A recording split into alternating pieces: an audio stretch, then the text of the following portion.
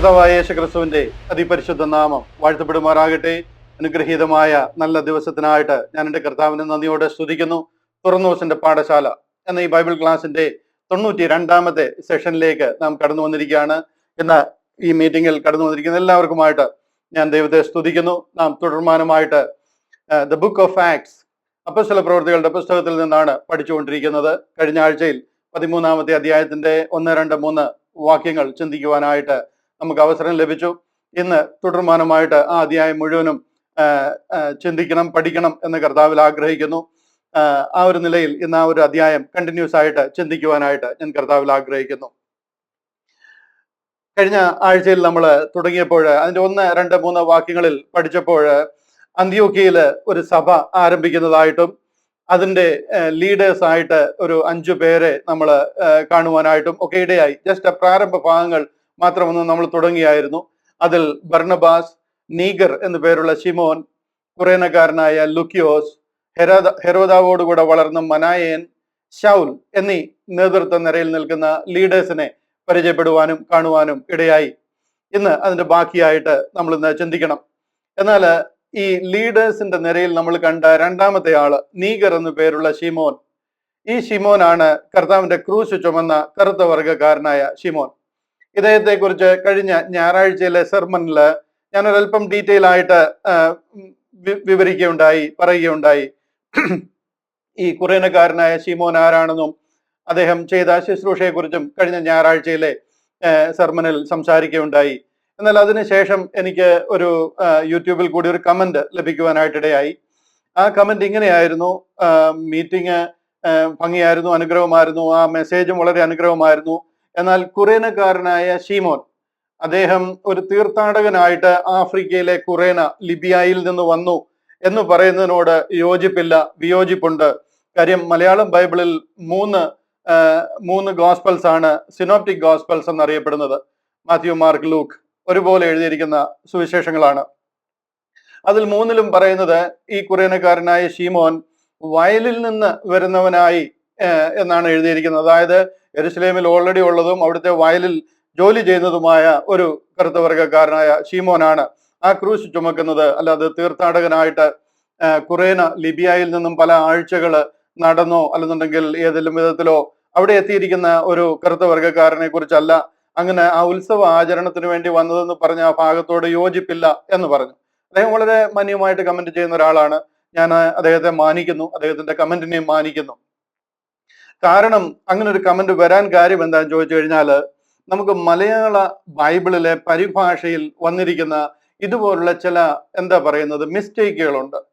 അതിനെ തെറ്റുകളെന്ന് പറയാൻ ഞാൻ ആഗ്രഹിക്കുന്നില്ല. പക്ഷെ എന്നുണ്ടെങ്കിൽ ഇതുപോലുള്ള ചില ആ ഒരു പരിഭാഷയിൽ വന്നു പോയിരിക്കുന്ന അനേക കുറവുകളുണ്ട്, തെറ്റുകളുണ്ട്, മിസ്റ്റേക്കുകളുണ്ട്. അതാണ് ഈ ഒരു സംശയത്തിന് കാരണമായിരിക്കുന്നത്. ഞാൻ പെട്ടെന്ന് ആ ഭാഗം ഒന്ന് ക്ലാരിഫൈ ചെയ്തിട്ട് നമ്മുടെ വിഷയത്തിലേക്ക് വരാം. അതായത് മത്തായി, മർക്കോസ്, ലൂക്കോസ് എന്നീ 3 സുവിശേഷങ്ങളിലാണ് ഈ കുറേനക്കാരനായ ശിമോനെ കുറിച്ച് പറഞ്ഞിരിക്കുന്നത്. ഞാൻ പറഞ്ഞു, അദ്ദേഹം ആയിരിക്കാം, വേദപണ്ഡിതന്മാരുടെ ഇടയിൽ അഭിപ്രായമുണ്ട്, ഈ കുറേനക്കാരനായ ശിമോൻ ആയിരിക്കാം അന്ത്യോക്യയിലെ ആ പറയുന്ന നീഗർ എന്ന ശിമോൻ. അതിനുള്ള ഒത്തിരി സാധ്യതകളുണ്ട്. കാര്യം പോളും അവരുമായിട്ടും അവരുടെ കുടുംബവുമായിട്ടൊക്കെ ഉള്ള ഇൻവോൾവ്മെന്റ് കാണുമ്പോൾ തന്നെ നമുക്കറിയാം ആ ശിമോനുമായിട്ടും റൂഫസുമായിട്ടും അലക്സാണ്ടറുമായിട്ടും അവരുടെ അമ്മയ്ക്കും ആയിട്ടും ഒക്കെ എത്രമാത്രം ആ ഒരു അടുപ്പം അവർക്ക് അവിടുന്ന് ഉണ്ടായിരുന്നു എന്നുള്ളത്. അതുകൊണ്ടാണ് റോമ ലേഖനം എഴുതുമ്പോഴും പോൾ അങ്ങനെ അവർക്ക് പറയുന്നത്, കർത്താവിൽ പ്രസിദ്ധനായ റൂഫസിന് വന്ദനം ചെയ്യുവീൻ, അവന്റെ അമ്മയായ എൻ്റെ അമ്മയ്ക്കും വന്ദനം ചൊല്ലുവീൻ എന്നൊക്കെ പറയുന്നത് നമുക്ക് കാണുവാനായിട്ട് കഴിയും. അതുപോലെ വേറെയും പല റെഫറൻസുകൾ കാണിക്കുവാനായിട്ട് കഴിയും. ഞാൻ മത്തായി, മർക്കോസ്, ലൂക്കോസ്, യോഹന്നാൻ ഈ ഭാഗത്ത് നിന്ന് ആ വാക്യം എങ്ങനെയാണ് പറഞ്ഞിരിക്കുന്നത് എന്ന് നിങ്ങളെ ഒന്ന് കാണിക്കുവാനായിട്ട് ആഗ്രഹിക്കുകയാണ്. മത്തായി ഇങ്ങനെയാണ് പറയുന്നത്. മത്തായി പറയുന്നു, അവർ പോകുമ്പോൾ ശിമോൻ എന്നു പേരുള്ള കുറേനക്കാരനെ കണ്ടു, അവന്റെ ക്രൂശ് ചുമക്കുവാൻ നിർബന്ധിച്ചു. ഇവിടെ വയലിനെ കുറിച്ചൊന്നും പറഞ്ഞിട്ടില്ല. ഇംഗ്ലീഷിൽ പറയുന്നത് ഇങ്ങനെയാണ്: and as they came out they found a man of Cyrene, Simon by name, him they compelled to bear his cross. ഇവിടെ വയലിനെ കുറിച്ചോ ലിബിയയെ കുറിച്ചോ ഒന്നും പറയുന്നില്ല. എന്നാൽ അടുത്ത റെഫറൻസ് മർക്കോസിൽ പറഞ്ഞിരിക്കുന്നത്, മർക്കോസിന്റെ സുവിശേഷം അതിന്റെ 15ാം അധ്യായം 21ാമത്തെ വാക്യം. അവിടുത്തെ റെഫറൻസ് ഒന്ന് കാണിക്കാം. മർക്കോസിൽ പറഞ്ഞിരിക്കുന്ന റെഫറൻസ് ഇങ്ങനെയാണ്: അലക്സാണ്ടറിന്റെയും റൂഫസിന്റെയും അപ്പനായി വയലിൽ നിന്ന് വരുന്ന കുറേനക്കാരനായ ശിമോനെ, അവന്റെ ക്രൂശ് ചുമക്കുവാൻ അവർ നിർബന്ധിച്ചു. ഇവിടെയാണ് കൺഫ്യൂഷൻ ഉണ്ടായിരിക്കുന്നത്. വയലിൽ നിന്ന് വരുന്ന കുറേനക്കാരനായ ശിമോൻ, അതിന്റെ അർത്ഥം ഇദ്ദേഹം ഓൾറെഡി വയലിലാണ്, ഇദ്ദേഹം ഓൾറെഡി യെരുശലേമിലുണ്ട്, യഹൂദയിലുണ്ട്. അവിടുന്ന് വയലിൽ എന്തോ പണിക്ക് വേണ്ടി ആക്കിയിരിക്കുന്ന ആളാണ്. അവിടെ നിന്ന് വരുന്ന ശിമോനാണ്. പക്ഷെ അതിന്റെ ഇംഗ്ലീഷ് നോക്കി, ഇംഗ്ലീഷ് ബൈബിൾ നോക്കി അവിടെ പറയാണ്, they compel one Simon a Cyrenian who passed by coming out of the country the father of Alexander and Rufus to bear his cross. ഇവിടെ എഴുതിയിരിക്കുന്നുണ്ട് coming out of the country എന്നാണ്. Coming out of the country എന്ന് പറഞ്ഞു കഴിഞ്ഞാൽ അവന്റെ രാജ്യത്തിൽ നിന്നും വെളിയിൽ വന്നിരിക്കുന്ന, അതായത് വിദേശീയനായി വന്നിരിക്കുന്ന ഒരാൾ. Coming passed by coming out of the country. ഇവിടെ വയലിനെ കുറിച്ചോ വയലിൽ പണിയെടുക്കുന്ന ഒരാളെ കുറിച്ചോ ഒന്നും പറഞ്ഞിട്ടില്ല. പ്രോബ്ലം എന്താന്ന് ചോദിച്ചു കഴിഞ്ഞാൽ, ഇങ്ങനെയൊക്കെയുള്ള സ്ഥലത്ത് വരുമ്പോഴത്തേന് നമുക്ക് ആ കാലഘട്ടത്തിൽ ബൈബിൾ ട്രാൻസ്ലേറ്റ് ചെയ്യുന്ന ആ സമയത്തൊന്നും ഇതുപോലുള്ള ഇൻഫർമേഷൻസ് നമുക്കില്ല. അപ്പൊ ആ ട്രാൻസ്ലേഷനിൽ ഒരു കറുത്ത വർഗ്ഗക്കാരനെ യഹൂദരുടെ ഇടയിൽ കണ്ടു കഴിഞ്ഞപ്പോഴത്തേന് പരിഭാഷകന് ഇത് വിവർത്തനം ചെയ്ത ആൾക്ക് അദ്ദേഹം എന്തോ അവിടെ പണിക്ക് വന്നിരുന്ന ആളായിരിക്കാം, വയലിൽ നിന്ന് വരുന്ന വഴി ആയിരിക്കാമെന്ന് ചിത്രീകരിച്ചിരിക്കുക. അതുകൊണ്ട് അദ്ദേഹം അങ്ങനെ പറയുകയാണ്, വയലിൽ നിന്ന് വരുന്ന കുറേനക്കാരനായ ശീമോൻ. ഇവിടെ വയലുമില്ല, വസ്തുവുമില്ല, ഇവിടെ യാതൊരു കാര്യങ്ങളുമില്ല. ഈ ഇംഗ്ലീഷ് ബൈബിൾ എന്ന് പറഞ്ഞു കഴിഞ്ഞാൽ 1611 എഴുതിയിരിക്കുന്ന കിങ് ജെയിംസ് വേർഷൻ ബൈബിളാണ് ഞാൻ ഈ കാണിക്കുന്നത്. അവിടെ പറയാണ് passed by coming out of the country. മനസ്സിലായോ? ആ രാജ്യത്ത് നിന്നും വിദേശീയനായി വന്നിരിക്കുന്ന ഒരാൾ, അല്ലാതെ വയലിൽ നിന്ന് വന്നിരിക്കുന്നതെന്നല്ല. ഇതൊക്കെ നമ്മുടെ മലയാളം പരിഭാഷയിലെ തർജ്ജമയിൽ നമ്മൾ കയ്യിൽ നിട്ട് ചെയ്തിരിക്കുന്ന കാര്യങ്ങളാണ്. അതുകൊണ്ടൊക്കെ അനേക പ്രശ്നങ്ങൾ ഉണ്ടായിട്ടുണ്ട്. ഞാനൊരു റെഫറൻസ് കൂടെ കാണിക്കാം. ലൂക്കോസിന്റെ സുവിശേഷത്തിലും പറയുന്നത്, അവനെ കൊണ്ടുപോകുമ്പോൾ വയലിൽ നിന്ന് വരുന്ന ശീമോൻ. ഇവരെല്ലാം ഇങ്ങനെ പറയാൻ കാര്യം എന്താണെന്ന് ചോദിച്ചു കഴിഞ്ഞാൽ, ഒരു ഗോസ്പൽ തന്നെ മറ്റേ ഗോസ്പൽ എഴുതാനായിട്ട് അതിന്റെ ബേസിസ് ആയിട്ട് എടുത്തിട്ടുണ്ട്. അതിനാണ് ഇതിനെ സിനോപ്റ്റിക് ഗോസ്പൽസ് എന്ന് പറയാനുള്ള കാരണം തന്നെ. അവനെ കൊണ്ടുപോകുമ്പോൾ വയലിൽ നിന്ന് വരുന്ന ശീമോൻ എന്നൊരു കുറേനക്കാരനെ അവർ പിടിച്ച് ക്രൂശ് ചുമപ്പിച്ചു, യേശുവിന്റെ പിന്നാലെ നടക്കുമാറാക്കി. എന്നാൽ ഈ ഇംഗ്ലീഷ് ബൈബിളിൽ എങ്ങനെ എഴുതിയിരിക്കുന്ന നോക്കിയേ, and as they lead him away they laid hold upon one Simon a Cyrenian coming out of the country, and on him they laid the cross that he might bear it after Jesus. കണ്ടോ, അവിടെ കണ്ടോ, a Cyrenian coming out of the country. വിദേശീയനായ ഒരാള് അവിടെ വരുന്നതിനെ കുറിച്ചും അദ്ദേഹം കുറേനയിൽ നിന്നും വന്നിരിക്കുന്നതിനെ കുറിച്ചുമാണ് ആക്ച്വലി പറഞ്ഞിരിക്കുന്നത്. പക്ഷെ നമ്മുടെ കയ്യിൽ അത് കിട്ടിക്കഴിഞ്ഞപ്പോഴത്തേന് അത് വയലിൽ നിന്ന് വരുന്ന ഒരു പണിക്കാരനാക്കി മാറ്റി.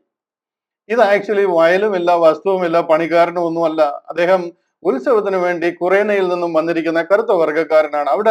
അവിടെ കാലാകാലങ്ങളായിട്ട് ബിഫോർ ദ ക്രൈസ്റ്റ്, കർത്താവ് ലോകത്തിൽ വരുന്നതിന് മുമ്പ് മുതലേ ആഫ്രിക്കൻ രാജ്യങ്ങളിൽ ഇവർ ചിതറി പാർക്കുന്നുണ്ട്. കുറേനയിലും അതുപോലെ തന്നെ സൈറീൻ, അതുപോലെ അതിനുള്ള പരിസര പ്രദേശങ്ങൾ, അലക്സാൻഡ്രിയ, അതുപോലെ ആ ഭാഗങ്ങൾ, എത്യോപ്യ എന്നൊക്കെ പറയുന്നത് കൂശ് വംശജരാണ്.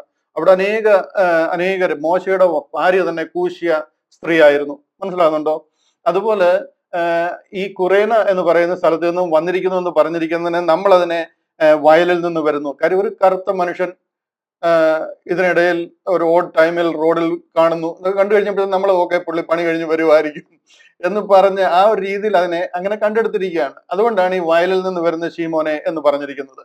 ഞാൻ എന്നോട് തർക്കിച്ച ബ്രദറുമായിട്ട് തർക്കിച്ചതല്ല, ആ അഭിപ്രായം പറഞ്ഞ ബ്രദറിനെ ഞാൻ കുറ്റം പറയുന്നില്ല.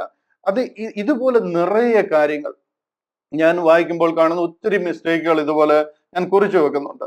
ഒരു ദിവസം ഒരു സെഷൻ ഇതിനെക്കുറിച്ച് മാത്രം ചെയ്താലോ എന്ന് ഞാൻ വിചാരിക്കുക. പക്ഷെ എൻ്റെ പേടി എന്താണെന്ന് ചോദിച്ചു കഴിഞ്ഞാൽ, ഞാൻ അത് ചെയ്തു കഴിഞ്ഞാൽ നിങ്ങൾക്ക് ഈ ബൈബിളിലുള്ള വിശ്വാസം പോയി പോകുമോ എന്ന് എനിക്ക് പേടിയുണ്ട്. അതുകൊണ്ട് ഞാൻ അതിനെ ഭംഗിയായിട്ടും ആ ഒരു വിഷയം സംഭവിക്കാതെ അവതരിപ്പിക്കണമല്ലോ, ആ രീതിയിൽ ഞാൻ അതിനെ അവതരിപ്പിക്കാനായിട്ട് ആഗ്രഹിക്കുന്നുണ്ട്, ശ്രമിക്കുന്നുണ്ട്. ചില കാര്യങ്ങൾ പറയാതിരിക്കാൻ പറ്റത്തില്ല. കാര്യം എന്താണെന്ന് ചോദിച്ചു കഴിഞ്ഞാൽ, അതിന്റെ അർത്ഥവും അതിന്റെ പർപ്പസും ആ എഴുതിയിരിക്കുന്നതിന്റെ ആ ഒരു കോണ്ടെക്സ്റ്റും കംപ്ലീറ്റ് മാറ്റിക്കളഞ്ഞിരിക്കുന്ന ഒത്തിരി വചനങ്ങൾ കാണുവാനായിട്ടിടയായി. ഇതിന്റെ എല്ലാ അടിസ്ഥാന പ്രശ്നം എന്താണെന്ന് ചോദിച്ചു കഴിഞ്ഞാൽ, ഇതാണ് നമ്മുടെ വേദവാക്യം, ഇതിന്റെ അപ്പുറത്ത് നമ്മൾ പോകത്തില്ല, ഇതാണ് നമ്മുടെ ബേസിക്സ്. അപ്പം ഇതിൽ കൈവച്ചു കഴിഞ്ഞാൽ നമ്മൾ ഒത്തിരി പേരെ തെറ്റിച്ച് കളയാമെന്ന് സാത്താൻ അറിയാം. അതുകൊണ്ട് തന്നെ ഇതിന്റെ ട്രാൻസ്ലേഷനിലൊക്കെ നടക്കുമ്പോൾ എന്തെല്ലാം ചെയ്യാമോ, എവിടൊക്കെ കൈവെക്കാൻ പറ്റുമോ അവിടെയൊക്കെ അവന്റെ ഇൻഫ്ലുവൻസ് ഉണ്ടായിട്ടുണ്ട് എന്ന് ഞാൻ ശരിക്കും വിശ്വസിക്കുന്നു. കാര്യം എന്താണെന്ന് ചോദിച്ചു കഴിഞ്ഞാൽ, നമുക്ക് മലയാളം ബൈബിൾ ലഭിക്കുന്ന, അല്ലെങ്കിൽ ഈ മലയാളം ട്രാൻസ്ലേഷൻ ഉണ്ടാകുന്ന 1817 മുതൽ 29 വരെ റവറൻ ബെഞ്ചമിൻ ബെയ്ലി, കോട്ടയത്ത് CMS മിഷണറി ആയിട്ട് വന്ന ബെഞ്ചമിൻ ബെയ്ലിയാണ് ആക്ച്വലി ഇതിനെ ട്രാൻസ്ലേറ്റ് ചെയ്ത് മലയാളം ഭാഷയിൽ നമുക്ക് ആക്കി തരുന്നത്. ബെഞ്ചമിൻ ബെയ്ലിക്ക് മലയാളം അറിയത്തില്ല. അപ്പൊ അദ്ദേഹത്തിന് അതിനു വേണ്ടിയിട്ട് ഒരാളെ വേണം. അങ്ങനെ ഒരു മലയാള സാഹിത്യ പണ്ഡിതനെ അദ്ദേഹം അന്വേഷിച്ച് നടന്നിരുന്നപ്പോഴാണ് ചന്തുമേനോൻ അല്ലെങ്കിൽ ചാത്തുമേനോൻ എന്ന് പറയുന്ന ഒറ്റപ്പാലംകാരനായ ഒരു ഹൈന്ദവ സഹോദരനെ പരിചയപ്പെടാനായിട്ടിടയായി. അദ്ദേഹം ആക്ച്വലി ഒറ്റപ്പാലത്ത് നിന്ന് തന്റെ പഠനശേഷം മദ്രാസിൽ പഠിക്കുകയും മദ്രാശിയിൽ ഉദ്യോഗത്തിലായിരിക്കുകയും അദ്ദേഹത്തെ അവിടുന്ന് കേരളത്തിലേക്ക് ട്രാൻസ്ഫർ ലഭിക്കുകയും കേരളത്തിൽ തഹസീൽദാറായിട്ട് ജോലി ചെയ്യുകയും ചെയ്തിരുന്ന ഒരു ചന്തുമേനോൻ, അദ്ദേഹത്തെ ചാത്തുമേനോൻ എന്നും പറയാറുണ്ട്. അദ്ദേഹം ഒരു മലയാള പണ്ഡിതനാണ്, സംസ്കൃത പണ്ഡിതനാണ്. അദ്ദേഹം കോട്ടയം തഹസീൽദാറായിട്ട് ഇരിക്കുമ്പോഴാണ് റവറൻ ബെഞ്ചമിൻ ബെയ്ലി അദ്ദേഹവുമായിട്ട് പരിചയപ്പെടുന്നത്. അവരുടെ ആ അടുപ്പവും അവരുടെ ആഗ്രഹവും ബെഞ്ചമിൻ ബെയ്ലി അറിയിച്ചു കഴിഞ്ഞപ്പോൾ ചാത്തുമേനോൻ അതിന് സമ്മതിക്കുകയും അദ്ദേഹം ആ ഒരു തഹസീൽദാർ ഉദ്യോഗത്തിൽ നിന്ന് തന്നെ ഒരു 2-3 വർഷത്തേക്ക് ലോങ് ലീവ് എടുത്തിട്ട് മാറിയിരുന്നാണ് ഈ ബൈബിൾ ട്രാൻസ്ലേറ്റ് ചെയ്ത് മലയാളത്തിലാക്കി നമുക്ക് ലഭിച്ചിരിക്കുന്നത്. ഈ ബൈബിൾ ട്രാൻസ്ലേറ്റ് ചെയ്ത് കഴിഞ്ഞതിന് ശേഷമാണ് അദ്ദേഹം മാമോദീസ സ്വീകരിക്കുന്നത് തന്നെ. അതായിരുന്നു, അങ്ങനെ ഒരാളാണ് ഇത് ട്രാൻസ്ലേറ്റ് ചെയ്തിരിക്കുന്നത്. അപ്പൊ തന്നെ മറന്നുപോകല്, ഒരു കാത്തലിക് ബൈബിളും ആ കാലഘട്ടത്തിൽ തന്നെ പരിഭാഷപ്പെടുത്തിയിട്ടുണ്ട്. പുലിക്കൂട്ടിൽ ജോസഫ് ഇട്ടൂപ്പ് എന്ന് പറയുന്ന ഒരു മാന്യദേഹം, അതുപോലെ തന്നെ കായംകുളം ഫിലിപ്പോസ് റംബാൻ എന്ന് പറയുന്ന ഒരാള്, അവർ രണ്ടുപേരും കൂടെ ചേർന്നുകൊണ്ടും അവരുടെ ഒരു ജോയിന്റ് വെഞ്ചർ എഫേർട്ട് ആയിട്ടൊക്കെ അവര് ആ ഒരു കാത്തലിക് ബൈബിൾ ആ സമയത്ത് തന്നെ ഏകദേശം 1820 2040 കാലഘട്ടങ്ങളിൽ അവര് അങ്ങനെ ഒരു ബൈബിൾ ട്രാൻസ്ലേറ്റ് ചെയ്തിട്ടുണ്ട്. അത് മോസ്റ്റ്ലി കാത്തലിക് ബൈബിളാണ്, റംബാൻ ബൈബിൾ എന്നാണ് അതിനെ അറിയപ്പെടുന്നത്. ഞാൻ പറഞ്ഞു വരുന്നത് എന്താണെന്ന് ചോദിച്ചു കഴിഞ്ഞാൽ, king James version Bible 1611 translate ചെയ്ത ബൈബിൾ, അതാണ് ഞാൻ നിങ്ങളെ കാണിക്കുന്നത്. ലോകം മുഴുവനും സുവിശേഷം അറിയിച്ചിട്ടുള്ള ബ്രിട്ടീഷുകാരും അമേരിക്കൻസും ലോകം മുഴുവൻ പോയിട്ടുള്ള മറ്റു മിഷണറിമാരും പഠിച്ചു വളർന്ന പുസ്തകം ഇതാണ്.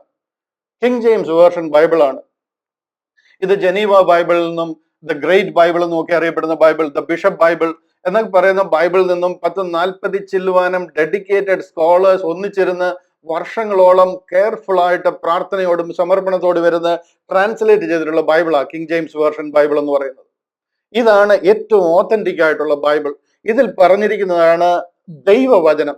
ഇന്ന് നമുക്ക് the word of God available എന്ന് പറയുന്നത് കിങ് ജെയിംസ് വേർഷൻ ബൈബിളാണ്. ഈ ബൈബിളിൽ എന്ത് പറഞ്ഞിരിക്കുന്നു അതാണ് ദൈവവചനം എന്ന് പറയുന്നത്. എന്നാൽ 2000-നും 1950-നും ഒക്കെ ശേഷം നിറയെ വേർഷനുകൾ വന്നിട്ടുണ്ട്. 2000-ലേറെ വേർഷൻസ് കഴിഞ്ഞ ഒരു 100 വർഷമായിട്ട് വന്നിട്ടുണ്ട്. ഇതെല്ലാം ഓരോരുത്തരുടെ സൗകര്യാർത്ഥം, വായനയ്ക്കുള്ള സൗകര്യത്തിനും കൊണ്ടു നടക്കാനുള്ള സൗകര്യത്തിനും ഒക്കെ രീതിയിൽ ചെയ്തിരിക്കുന്നതാണ്. ഓരോരോ രീതിയിൽ അവരവരുടെ സൗകര്യാർത്ഥം ചെയ്തിരിക്കുന്നത്. എന്നാൽ തിരുവചനം ഇതിനോട് ഒത്തിരി കാര്യങ്ങൾ ഇതിന്റെ പാരലായിട്ട് വരും. സത്യവചനം അത് നമ്മൾ മാറിപ്പോകല്ല.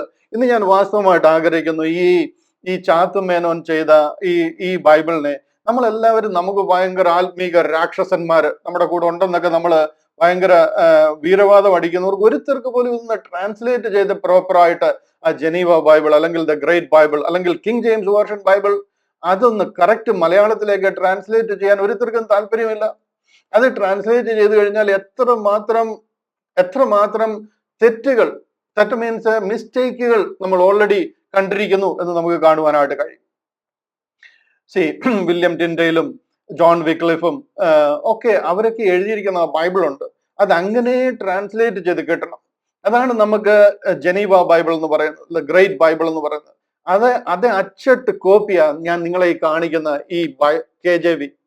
വേറെ ഒരു വേർഷനും നിങ്ങൾ ആശ്രയിക്കരുത്. ഒരു ഡിസ്പ്യൂട്ട് ഉണ്ടെന്നുണ്ടെങ്കിൽ, ഇത് നിങ്ങൾ സ്ഥിരം KJV വായിക്കുന്നവരല്ല എന്നുണ്ടെങ്കിൽ ഈ ബൈബിൾ അതിന്റെ ഡിസ്പ്യൂട്ട് നിങ്ങൾക്ക് ക്ലിയർ ചെയ്യുവാനായിട്ട് ഇടയായിത്തീരും.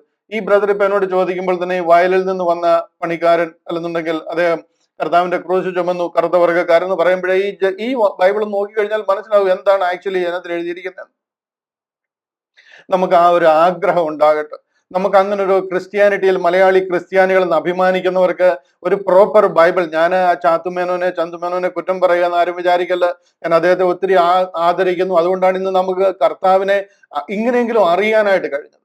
എന്നാൽ ഇതിനെ പ്രോപ്പറായിട്ട് ആ കിങ് ജെയിംസ് വേർഷനെ പ്രോപ്പറായിട്ട് ആരെങ്കിലും ട്രാൻസ്ലേറ്റ് ചെയ്തിരുന്നെങ്കിൽ എന്ന് ഞാൻ ആഗ്രഹിക്കുന്നു. എനിക്കത് ചെയ്യാനുള്ള സാഹചര്യമില്ല, എനിക്കത് കഴിവില്ല, എനിക്കതിനുള്ള അറിവില്ല, അതിനുള്ള കഴിവില്ല.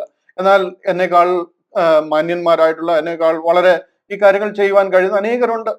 അവര് ആ ഒരു കാര്യം ഭംഗിയായിട്ട് ചെയ്തിരുന്നെങ്കിൽ എന്ന് ഞാൻ കർത്താവിൽ ആഗ്രഹിക്കുക. ഇതുകൊണ്ട് എന്തെല്ലാം തെറ്റുകളാണ് വന്നിരിക്കുന്നതെന്നറിയാമോ?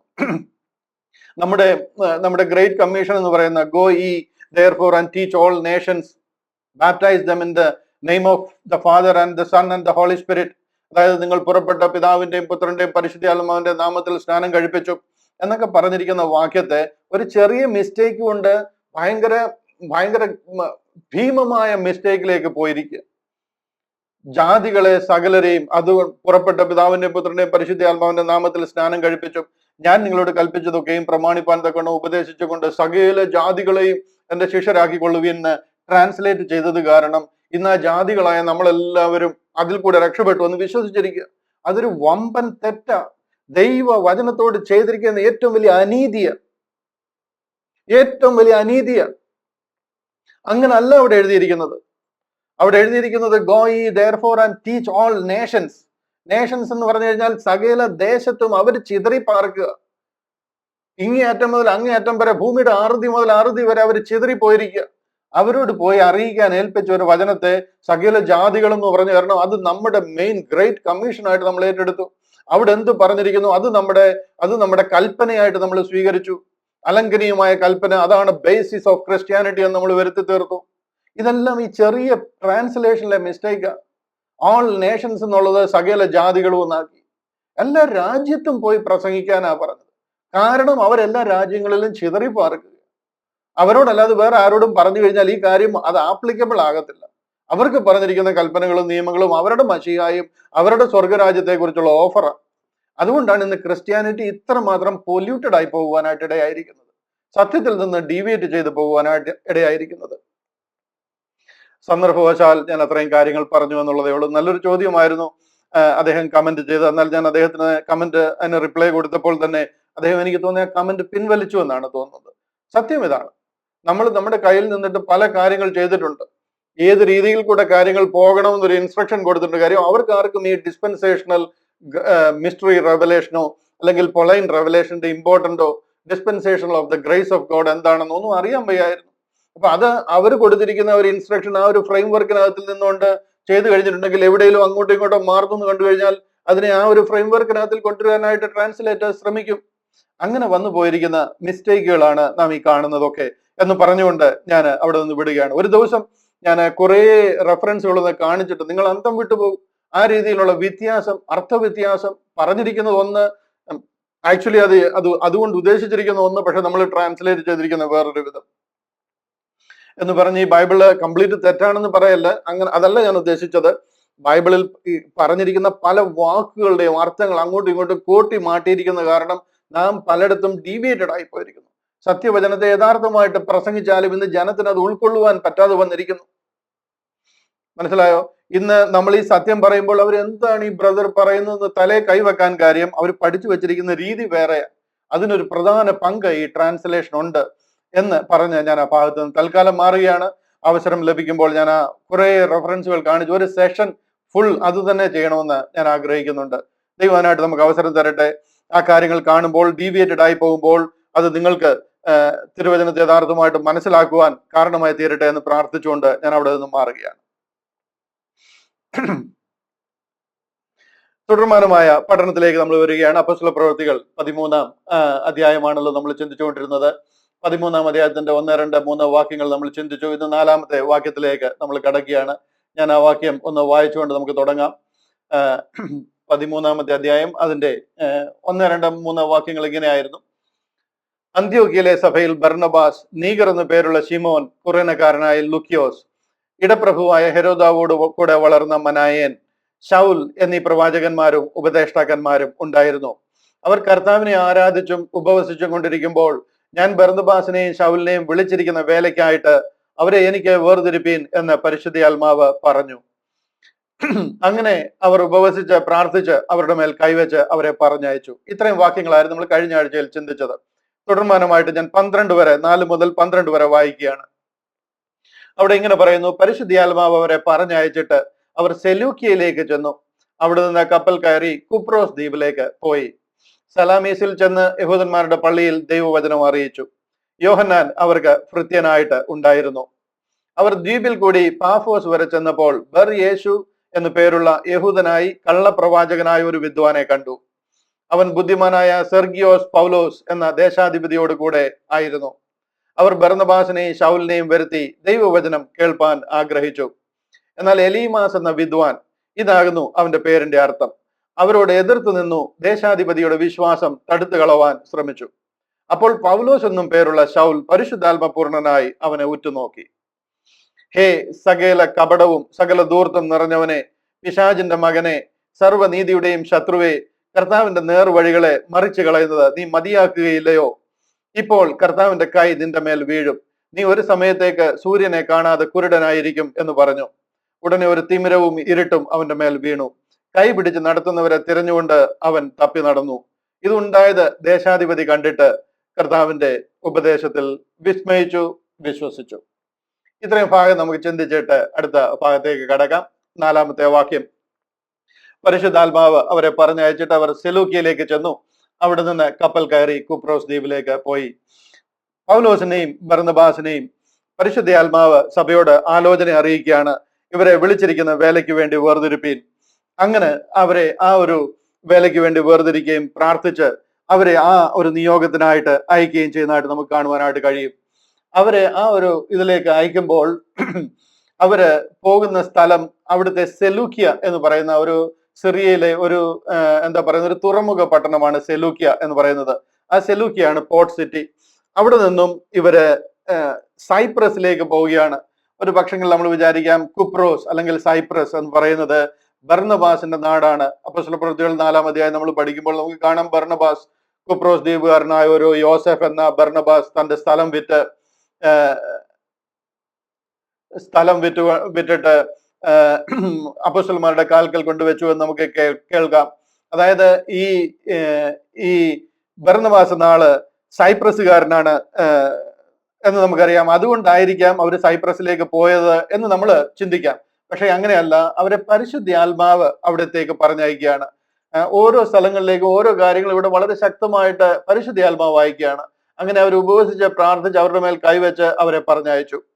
പരിശുദ്ധാത്മാവ് അവരെ പറഞ്ഞയച്ചിട്ട് കണ്ടില്ലേ, അവർ സെലൂക്കിയയിലേക്ക് ചെന്നു. ആത്മാവിന് തെറ്റ് പറ്റത്തില്ല. വളരെ പ്രോപ്പറായിട്ട് പ്ലാൻ ചെയ്തു തന്നെയാണ് അവരെ വിളിച്ചിരിക്കുന്നതും ദൈവം അവരെ അയക്കുന്നതും. എവിടേക്കാണ് പോകുന്നത് എന്നുള്ളത് ഒരു ജിയോഗ്രാഫിക്കൽ ലൊക്കേഷൻ ഞാൻ ആദ്യം ഒന്ന് കാണിക്കാം. അത് നിങ്ങളുടെ മനസ്സിലൊന്ന് വന്നു കഴിഞ്ഞാൽ പെട്ടെന്ന് ക്ലിയർ ആകും. പിന്നെ കാര്യങ്ങൾ പറയുമ്പോൾ നമുക്ക് പെട്ടെന്ന് മനസ്സിലാകും. അതുകൊണ്ട് ഞാൻ അതൊന്ന് കാണിച്ചിട്ട് ഈ വിഷയത്തിലേക്ക് വരാം. ഇതാണ് അന്ത്യോക്യ എന്ന് പറയുന്നത്. ഇത് കണ്ടില്ലേ, സിറിയയിലെ അന്ത്യോക്യ എന്ന് പറയുന്നത് ഇതാണ്. യെരുശലേം ഇവിടെയാണ്, താഴെയാണ് യെരുശലേം. ഇവിടെ നിന്നും ഇത് ലെബനോനാണ്. സീതോന് ഒക്കെ കഴിഞ്ഞ് ഇതിനെയാണ് അന്ത്യോക്യ എന്ന് പറയുന്നത്. അതായത് സിറിയ എന്ന് പറയുന്ന ഒരു വലിയ സ്ഥലം, അതിലെ അന്ത്യോക്യയിൽ നിന്നും സെലൂക്യ എന്ന് പറയുന്നത് ഏകദേശം 16 കിലോമീറ്റർ ദൂരെയുള്ള ഒരു പോർട്ട് സിറ്റിയാണ്. ആ സെലൂക്യയിൽ നിന്ന് കപ്പൽ കയറി ഇതാണ് കുപ്രോസ് അല്ലെങ്കിൽ സൈപ്രസ് എന്ന് പറയുന്നത്. ഈ ബ്ലൂ ലൈൻ നിങ്ങൾ നോക്കിയാൽ കാണാം. ഈ സലാമീസ് എന്ന് പറയുന്നത് കുപ്രോസിലെ അല്ലെങ്കിൽ സൈപ്രസിലെ ഒരു പ്രധാന സ്ഥലമാണ്. ഈ സൈപ്രസിനെ തന്നെയാണ് പഴയ നിയമത്തിൽ കിത്തീം എന്ന് പറയുന്ന സ്ഥലവും ഈ സൈപ്രസ് ആണ്. ഇവിടുത്തെ സലാമീസ് എന്ന് പറയുന്ന സ്ഥലത്തെത്തുകയും സലാമീസിൽ നിന്നും പിന്നീട് അവര് ഇവിടുത്തെ പാഫോസ് എന്ന് പറയുന്ന സൈപ്രസിന്റെ ക്യാപിറ്റലാണ് പാഫോസ് എന്ന് പറയുന്നത്. ബൈ ദ വേ, ഈ സൈപ്രസ് എന്ന് പറയുന്ന സ്ഥലം വളരെ മനോഹരമായ ഒരു രാജ്യമാണ്. നിങ്ങൾ ആരെങ്കിലും ടൂറിനൊക്കെ പോകാൻ ആഗ്രഹിക്കുന്നുണ്ടെങ്കിൽ this is one of the good place to choose. ഇവിടെ ഈ ഒരു എന്താ പറയുന്നത് ഒരു ക്രൂയിസ് ഷിപ്പും അങ്ങനെയുള്ള ഒത്തിരി സൗകര്യങ്ങൾ കിട്ടുന്നതും വളരെ മനോഹരമായിട്ടൊരു സ്ഥലമാണ് സൈപ്രസ്. പോയി കാണുവാൻ പറ്റുന്ന ഒരു സ്ഥലമാണ് പാഫോസിൽ നിന്ന് അവർ അടുത്തത് പോകുന്നത് പെർഗയിലേക്ക്. ഇത് കണ്ടില്ലേ, പെർഗ. ഇവിടെ ടർക്കിയിലേക്ക് കയറുകയാണ്. ഇത് ടർക്കിയാണ്. ഈ ഒരു ഒരു ഗ്രീൻ കളറിൽ യെല്ലോ കളറിൽ കാണുന്ന ഈ ഭാഗം ടർക്കിയാണ്. ഇതിലെ പെർഗ എന്ന് പറയുന്ന സ്ഥലത്തേക്ക് വരികയാണ്. അവിടെ നിന്നും കപ്പൽ യാത്രയാണ്. പെർഗയിലെത്തി. പെർഗയിൽ നിന്നും അത് പംഫുല്യ എന്ന് പറയുന്ന ഒരു പ്രദേശമാണ്, പ്രൊവിൻസ് ആണ് പെർഗ. പെർഗയിൽ നിന്നും നേരെ പോകുന്നത് അന്ത്യോക്യയിലേക്ക്. ഈ പിസിഡിയയിലെ അന്ത്യോക്യ എന്ന് പറയുന്നത് ഇതാണ്. ഇവിടെ ഒരു അന്ത്യോക്യ ഉണ്ട്, കണ്ടില്ല, ഇതാണ് അന്ത്യോക്യ ഇൻ പിസിഡിയ. ഇത് ടർക്കിയിലെ അന്ത്യോക്യ. ഇവിടെ നിന്നും പിന്നീട് ഇവർ പോകുന്നത് ഇക്കോനിയയിലേക്ക് പോകുന്നു, ലൂസ്ട്രയിലേക്ക് പോകുന്നു. ഇവിടെ നിന്ന് ലൂസ്ട്ര എന്ന് പറയുന്ന സ്ഥലത്തേക്ക് പോകും. ലൂസ്ട്രയിൽ നിന്ന് ഡെർബിയിലേക്ക് പോകും. ഡെർബിയിൽ നിന്ന് തിരിച്ച് ഐക്കോനിയയിലെത്തും. ഐക്കോനിയ നിന്ന് വീണ്ടും അന്ത്യോക്യയിൽ നിന്ന് തിരിച്ച് പെർഗയിൽ വരും. പെർഗയിൽ നിന്ന് അത്തല്യ എന്ന് പറയുന്ന സ്ഥലത്തെത്തും. അത്തല്യയിൽ നിന്നും മടങ്ങി അന്ത്യോക്യയിലേക്ക് പോകും. ഇതാണ് പൗലോസ് അപ്പോസ്തലന്റെ ഒന്നാമത്തെ മിഷണറി യാത്ര. ഈ ഒന്നാമത്തെ മിഷണറി യാത്ര ഏകദേശം 1200 കിലോമീറ്ററുകൾ, 500 കിലോമീറ്റർ കടലിൽ കൂടെയും 700 കിലോമീറ്റർ കരയിൽ കൂടെയും യാത്ര ചെയ്തു ദൈവവചനം അറിയിക്കുവാനായിട്ട് ഇടയായി. ഇതാണ് ഒന്നാമത്തെ മിഷണറി യാത്ര. ഈ ഒന്നാമത്തെ മിഷണറി യാത്രയിലാണ് പോള് ഗലാത്യ ലേഖനം എഴുതുവാനായിട്ട് ഇടയായി തീർന്നത്. ഈ മിഷണറി യാത്ര കഴിഞ്ഞ കൈയോടെയാണ് ഒന്ന് ഗലാത്യ ലേഖനം എഴുതുവാനായിട്ട് ഇടയായത്. ഞാൻ ഈ പിക്ചറിനെ ഒന്നുകൂടെ സിംപ്ലിഫൈ ചെയ്ത് കാണിക്കാം. അതായത് ഇങ്ങനെ ഇരിക്കും. അന്ത്യോക്യയിലെ സെലൂക്കിയയിൽ നിന്ന് കുപ്രോസിലെ സലാമീസിലെത്തുന്നു. സലാമീസിൽ നിന്നും സൈപ്രസിലെ തന്നെ അതിന്റെ ക്യാപിറ്റലായ പാഫോസിലെത്തുന്നു. ഈ പാഫോസിൽ വെച്ചാണ് സെർജിയോസ് പൗലോസുമായിട്ടുള്ള ആ ഒരു മീറ്റിംഗ് ഒക്കെ നടക്കുന്നത്. അതിനുശേഷം പെർഗയിൽ നിന്നും അന്ത്യോക്യയിൽ നിന്നും ലീസ്ട്ര എന്ന ഡെർബിയിൽ നിന്ന് ബാക്ക് ടു ഇക്കോനിയ എന്ന് പറയും. ഇക്കോനിയയിൽ നിന്നും അന്ത്യോക്യയിലെത്തുകയും പെർഗയിൽ നിന്നും അത്തല്യയിലേക്ക് പോവുകയും അത്തല്യയിൽ നിന്നും മടങ്ങി സെലൂക്യ, അന്ത്യോക്യ, സിറിയയിലേക്ക് തിരിച്ചെത്തുകയും ചെയ്യും. ഇതാണ് ഈ യാത്ര. എന്നാൽ ഈ കാലഘട്ടത്തിലാണ് പോള് ലേഖനങ്ങൾ എഴുതുന്നത്. അതിനെക്കുറിച്ചും കൂടെ ക്വിക്കായിട്ടൊന്ന് ടച്ച് ചെയ്തിട്ട് നമ്മുടെ വിഷയത്തിലേക്ക് മടങ്ങി വരാം. Paul's letters and missionary journey. പൗലോസ് അപ്പോസ്തലൻ കൺവേർട്ട് ആകുന്നത്, അതായത് ഈ ഒരു വിശ്വാസത്തിലേക്ക് വരുന്ന AD 34 എന്ന് നമുക്ക് അനുമാനിക്കാം. ഏകദേശം അതിനുള്ള രേഖകളൊക്കെ ബൈബിളിൽ നമുക്ക് കിട്ടും. അത് നമുക്ക് അങ്ങനെ മനസ്സിലാക്കാം. ജെറുസലേം, തെർസോ, സിറിയ, കിലിക്കിയ ഇവിടൊക്കെ താൻ ഉണ്ടായിരുന്ന കാലഘട്ടം. 3 വർഷത്തോളം അറബിയിലായിരുന്നു. ദൈവം അവിടേക്ക് കൊണ്ടുപോകാനായിട്ട് ഇടയായി. മോസസിനെ സീനായി മലയിൽ വെച്ച് ദൈവം പ്രത്യേക ഇൻസ്ട്രക്ഷൻ കൊടുക്കുന്നത് പോലെ പൗലോസിനെ അടുത്ത ഒരു വലിയ ജനതയുടെ വിമോചനത്തിനായിട്ട്, അല്ലെന്നുണ്ടെങ്കിൽ ജാതികളുടെ രക്ഷയ്ക്കായിട്ട് അപ്പോസ്തലനായിട്ട് നിയമിക്കുന്നതിന് മുമ്പേ തന്നെ കർത്താവ് അറബിയിലേക്ക് വിളിപ്പിക്കുകയും അവിടെ ദൈവമായിട്ടുള്ള ഒരു സാന്നിധ്യത്തിൽ താൻ ആയിരിക്കുകയും ചെയ്തു. 3 വർഷം അറബിയിലായിരുന്നു എന്ന് വിശ്വസിച്ചു വരുന്നു. അന്ത്യോക്യ, ജെറുസലേം ഇവിടെ ഒക്കെ ആയിട്ട് അദ്ദേഹം ഏകദേശം ഒരു 11 വർഷത്തോളം അതിനുശേഷമായിരുന്നു. ഇതിന്റെയൊക്കെ ചരിത്രം നമ്മൾ വരുന്ന ദിവസങ്ങളിൽ ഓരോ കാര്യങ്ങൾ പഠിച്ചു വരുമ്പോൾ ഞാൻ കൂടുതൽ ഡീറ്റെയിൽ ആയിട്ട് കാണിക്കാം. ഇവിടെ AD 48, 49 സമയങ്ങളാണ് ഫസ്റ്റ് മിഷണറി ജേർണി, അന്ത്യോക്യയിലേക്കുള്ള മിഷണറി ജേർണി നടക്കുന്നത്. അവിടെ വെച്ചാണ് ഗലാത്യ ലേഖനം എഴുതുന്നത്. ഗലാത്യ ലേഖനം അതിനുശേഷം 15-ാം അധ്യായത്തിൽ നമ്മൾ കാണുന്ന ജെറുസലേം കൗൺസിൽ. ഇതൊക്കെ പഠിച്ചു വരുമ്പോൾ ഞാൻ കൂടുതൽ ഡീറ്റെയിൽ കാണിക്കാം. സെക്കൻഡ് മിഷണറി ജേർണി വരുന്നത് ഏകദേശം 51, 53 കാലഘട്ടങ്ങളിലാണ്. അവിടെ വെച്ചാണ് 1 തെസ്സലോനിയ ലേഖനം, 2 തെസ്സലോനിക്ക ലേഖനം എഴുതുന്നത്. 1 തെസ്സലോനിക്ക, 2 തെസ്സലോനിക്ക രണ്ടാമത്തെ മിഷണറി യാത്രയിലാണ്. മൂന്നാമത്തെ മിഷണറി യാത്രയുടെ ഭാഗമായിട്ടാണ് 1 കൊരിന്ത്യൻ, 2 കൊരിന്ത്യൻ, റോമാലേഖനം. ഈ 3 ലേഖനങ്ങൾ മൂന്നാമത്തെ മിഷണറി യാത്രയുടെ ഭാഗമായിട്ടാണ് എഴുതുന്നത്. അതിനുശേഷം പോളിനെ റോമിലേക്ക്, അതായത് കൈസരിയയിൽ ജയിലിൽ ഏകദേശം ഒരു 2 വർഷത്തോളം കിടക്കാനായിട്ട് ഇടയായി. കാര്യം റോമിലേക്കുള്ള കൈസറുടെ അപ്പോയിന്റ്മെന്റിന് വേണ്ടിയിട്ട്, അല്ലെങ്കിൽ ആ ഒരു അപ്പീലിന് വേണ്ടിയിട്ട് താൻ അപ്പീൽ ചെയ്തിരുന്നു. അങ്ങനെ ആ കൈസരിയയിൽ 2 വർഷത്തോളം ജയിലിൽ കിടക്കുവാനായിട്ട് ഇടയായി. അതിനുശേഷം അവിടുന്ന് ഓർഡർ വന്നു കഴിഞ്ഞപ്പോൾ റോമിലേക്ക് പോകാനിടയായി. റോമിൽ ചെന്നതിന് ശേഷം ഏകദേശം ഒരു 5 മുതൽ 7 വർഷം വരെ ഹൗസ് അറസ്റ്റിലും കാരാഗ്രഹത്തിലും ഒക്കെ ആയിരുന്നു എന്ന് നമ്മൾ മനസ്സിലാക്കുന്നു. ആ സമയത്താണ് എഫേസ്യ ലേഖനം, കൊലോസി ലേഖനം, ഫിലമോൻ എഴുതിയ ലേഖനം, ഫിലിപ്പിയ ലേഖനം, ഈ 4 ലേഖനങ്ങൾ, ഇതിനെ കാരാഗ്രഹ ലേഖനങ്ങൾ എന്നാണ് പറയുന്നത്. ആ സമയത്താണ് ഈ 4 ലേഖനങ്ങൾ എഴുതിയത്. Ephesians, Colossians, Philemon and Philippians. അതിനുശേഷം പോളിന് അവിടെ നിന്നൊരു റിലീസ് കിട്ടി എന്നാണ് വേദപണ്ഡിതന്മാരുടെ അഭിപ്രായം. ഒരു റിലീസ് കിട്ടുകയും ആ റിലീസ് കിട്ടിയപ്പോൾ അദ്ദേഹം സ്പെയിനിലേക്ക് പോകണം എന്നുള്ളത് തന്നെ ഒരു ആഗ്രഹമായിരുന്നു. സ്പെയിനിലേക്കും പിന്നീട് മക്കധോനിയയിലേക്കും വന്നു എന്നാണ് വേദപണ്ഡിതന്മാരുടെ അഭിപ്രായം.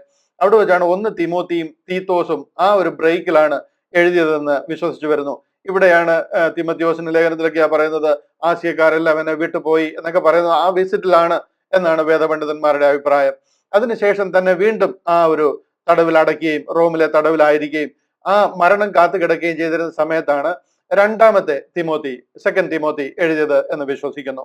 ഇതാണ് പോളിന്റെ 13 ലേഖനങ്ങൾ എഴുതിയ കാലഘട്ടങ്ങളെ കുറിച്ചുള്ള ഒരു ടൈം ലൈൻ. നിങ്ങളുടെ ഒരു ക്വിക്ക് അണ്ടർസ്റ്റാൻഡിങ്ങിന് വേണ്ടിയിട്ട് ഞാൻ പറഞ്ഞു എന്നുള്ളതേ ഉള്ളൂ. ഈ കാര്യങ്ങളുടെയൊക്കെ ഒരു മുഴുവൻ രൂപരേഖ നമ്മുടെ മനസ്സിലുണ്ടെങ്കിൽ നമുക്ക് ഈ വിഷയങ്ങൾ പറയുമ്പോൾ അതിനെ പെട്ടെന്ന് ഉൾക്കൊള്ളുവാനും മനസ്സിലാക്കുവാനും കഴിയും. അതുകൊണ്ടാണ് ഞാൻ ആ ഒരു ഔട്ട്ലൈൻ തന്നെ. യൂട്യൂബിൽ ഈ വീഡിയോ വന്നു കഴിയുമ്പോൾ നിങ്ങൾ അതിനെ തിരിച്ച് വീണ്ടും കണ്ടു കഴിഞ്ഞാൽ അതിനെ കൂടുതൽ മനസ്സിലാകും. കൂടാതെ ഞാൻ പൗലോസിന്റെ മിഷണറി യാത്ര എന്ന് പറഞ്ഞിട്ട് ഒരു എപ്പിസോഡ്, 97-ാമത്തെ എപ്പിസോഡ് ചെയ്തിട്ടുണ്ട്. അത് കണ്ടു കഴിഞ്ഞിട്ടുണ്ടെന്നുണ്ടെങ്കിൽ 3 മിഷണറി യാത്രയും ഈ അവസാനം റോമിലേക്കുള്ള ഈ ഒരു വോയേജും എല്ലാം ചേർന്ന് പറഞ്ഞിട്ടുണ്ട്. അത് കണ്ടു കഴിഞ്ഞാൽ പൂർണ്ണമായിട്ട് ഓരോ സ്ഥലത്ത് ചെന്നപ്പോഴും എന്ത് ചെയ്തു, എങ്ങനെ ഓരോ മിഷണറി യാത്രയും പോയി എന്നുള്ളത് ഏകദേശം ഒരു 1.5 മണിക്കൂറത്തെ വീഡിയോ കവർ ചെയ്തിട്ടുണ്ട്. അത് കണ്ടു കഴിഞ്ഞാൽ അതിനെക്കുറിച്ച് കൂടുതൽ ഐഡിയ നിങ്ങൾക്ക് ലഭിക്കും എന്ന് ഞാൻ ഓർപ്പിക്കുകയാണ്. ഇവിടെ നമ്മൾ കണ്ടത് സെലൂക്കിയ എന്ന് പറയുന്ന സ്ഥലം, അതായത് ഈ അന്ത്യോക്യയിൽ നിന്നും 16 കിലോമീറ്റർ ദൂരെയുള്ള ഒരു പോർട്ട് സിറ്റിയാണ് സെലൂക്കിയ എന്ന് പറയുന്നത്. അവിടെ നിന്ന് കുപ്രോസിലേക്ക് കപ്പൽ കയറുകയാണ്. കിത്തീം എന്ന് പറയുന്ന ഒരു ചെറിയ ദ്വീപ്, അതിന് ഏകദേശം 140 മൈല് നീളവും 60 മൈൽ വീതിയും ഉള്ള ഒരു ചെറിയ ദ്വീപ. വലിയ രാജ്യമല്ല, 140 മൈലേ ഉള്ളൂ അതിന്റെ നീളം, വീതി 60 മൈൽ. അങ്ങനെ കടലിൽ സ്ഥിതി ചെയ്യുന്ന ഒരു ദ്വീപാണ് കുപ്രോസ് എന്ന് പറയുന്നത്. അവിടേക്ക് പോവുകയാണ്. നമുക്ക് വാക്യം ഒന്ന് വായിച്ച് കണ്ടിന്യൂ ചെയ്തു പോകാം. 4-ാമത്തെ വാക്യത്തിൽ നമ്മൾ വായിച്ചത്, പരിശുദ്ധാത്മാവ് അവരെ പറഞ്ഞയച്ചിട്ട് അവർ സെലൂക്കിയയിൽ ചെന്നു. അവിടെ നിന്ന് കപ്പൽ കയറി കുപ്രോസ് ദ്വീപിലേക്ക് പോയി. 5-ാമത്തെ വാക്യം, സലാമീസിൽ ചെന്ന് യഹൂദന്മാരുടെ പള്ളിയിൽ ദൈവവചനം അറിയിച്ചു. ഈ കുപ്രോസിൽ ചെന്ന് കയറുന്ന അടുത്ത് ഏകദേശം അവിടെ അടുത്തായിട്ട് തന്നെയുള്ള ഒരു ദ്വീപാണ് ഈ സലാമീസ് എന്ന് പറയുന്നത്. അവിടെ ചെന്ന് യഹൂദന്മാരുടെ പള്ളിയിൽ ദൈവവചനം അറിയിച്ചു. നേരെ പോകുന്നത് സിനഗോഗിലേക്ക്. ഏത് ദേശത്ത് ചെന്ന് കഴിഞ്ഞാലും ആദ്യം അന്വേഷിക്കുന്നത് യഹൂദന്റെ പള്ളിയാണ്. അവരോട് സുവിശേഷം അറിയിക്കണം. കാര്യം അവർക്കായിരുന്നു ഈ വാഗ്ദത്തങ്ങളും കാര്യങ്ങളും എല്ലാം ലഭിച്ചിരുന്നത്. അവരെന്നാൽ ദൈവത്തെ അറിയാതെ കർത്താവിനെ ക്രൂശിക്കുകയും ദൈവ കോപത്തിന് ഇരയായി തീരുകയും ചെയ്തിരിക്കുക. ദൈവം അവരെ കൈവിടപ്പെട്ടിരിക്കുക. എന്നാൽ ഈ വിശ്വാസത്തിലൂടെ അവർക്ക് രക്ഷപ്പെടാൻ കഴിയും. കിൻസ്മാൻ പൗലോസിന്റെ ചാർച്ചക്കാരാണ്, പൗലോസിന്റെ കിൻസ്മാൻ ആണ്, അല്ലെന്നുണ്ടെങ്കിൽ അദ്ദേഹത്തിന്റെ ജാതിക്കാരാണ്. അവർ രക്ഷപ്പെടണം എന്നുള്ളത് പൗലോസിന്റെ ഏറ്റവും വലിയ ആഗ്രഹമാണ്. അതുകൊണ്ട് തന്നെ യഹൂദന്മാരുടെ പള്ളിയിൽ ചെന്ന് ആദ്യം അവരോട് സുവിശേഷം അറിയിക്കും. യോഹന്നാൻ അവർക്ക് ഭൃത്യനായിട്ടുണ്ടായിരുന്നു. ആരാണ് ഈ യോഹന്നാൻ? ഈ യോഹന്നാനാണ് ആക്ച്വലി ജോൺ മാർക്ക് എന്ന് പറയുന്നത്. മർക്കോസ് എന്ന് പറയുന്നത് ഈ യോഹന്നാനാണ്. ഈ മർക്കോസിന്റെ സുവിശേഷം എഴുതിയത് ഈ യോഹന്നാനാണ്. അതുപോലെ തന്നെ ബർന്നബാസിന്റെ നെഫ്യൂ ആണ് ഇദ്ദേഹം, അതായത് പെങ്ങളുടെ മകനാണ്. ബർന്നബാസിന്റെ പെങ്ങളാണ് മറിയ എന്ന് പറയുന്നത്. ഈ മറിയയുടെ ഭവനത്തിലാണ് ആക്ച്വലി പല പ്രാവശ്യം ഇവരെ കൂടി വന്നിട്ടുള്ള കർത്താവും ശിഷ്യന്മാരും കൂടി വന്നിട്ടുള്ള ഒരു വീടാണ് ആ മറിയയുടെ വീട്. അതിനെ പക്ഷെ മറിയയുടെ വീടെന്നല്ല, മർക്കോസിന്റെ മാളിക എന്ന് അറിയപ്പെടുന്നത്. ഈ മർക്കോസിന്റെ മാളിക എന്നാണ് അതിനെ അറിയപ്പെടുന്നത്. പത്രോസ് ജയിലിൽ നിന്ന് വിടുവിക്കപ്പെട്ടപ്പോഴും ചെന്ന് അവർ കൂടിയിരുന്ന് പ്രാർത്ഥിച്ചുകൊണ്ടിരുന്നത് ഈ മർക്കോസിന്റെ വീട്ടിലാണ്. രോദ എന്ന സ്ത്രീ പെൺകുട്ടി വന്ന് പത്രോസ് ഡോറിൽ തട്ടുമ്പോൾ കതവ് തുറക്കുന്നതൊക്കെ ഈ വീടാണ്. അതായത് മർക്കോസിന്റെ ഭവനം. മർക്കോസിന്റെ സുവിശേഷം എഴുതിയത് ഈ മർക്കോസ് ആണ്. അപ്പോൾ ഭൃത്യനായിട്ട് കൂടെ ഉണ്ടെന്ന് പറഞ്ഞു കഴിഞ്ഞാൽ അവരുടെ കൂടെ അവർക്ക് സഹായത്തിനുണ്ടെന്ന് പറയുന്ന എല്ലാ നിലയിലും സഹായമാണ്. സുവിശേഷ വേലയ്ക്ക് സഹായകനായിട്ട് ശുശ്രൂഷിക്കാനും പ്രസംഗിക്കാനും വചനം പറഞ്ഞു കൊടുക്കുവാനും ഒക്കെ കഴിവുള്ള ആളാണ്. അല്ലാതെ ബാഗ് എടുത്തുകൊണ്ട് സ്കൂട്ടർ സ്റ്റാർട്ടാക്കി കൊടുക്കാൻ മാത്രം കൂടെ നിൽക്കുന്ന ആളായിട്ടല്ല കാണേണ്ടുന്നത്. ഇത് കൂടെ നടന്ന് ശുശ്രൂഷയിൽ സഹായിക്കുന്ന ആളായിട്ടാണ് മർക്കോസ് അവരുടെ കൂടെ കൂടിയിരിക്കുന്നത്. സലാമീസിലെ ഒരു സിനഗോഗിൽ അവർ ചെന്നു നമ്മൾ കണ്ടു. യോഹന്നാൻ അവർക്ക് ഭൃത്യനായിട്ടുണ്ടായിരുന്നു.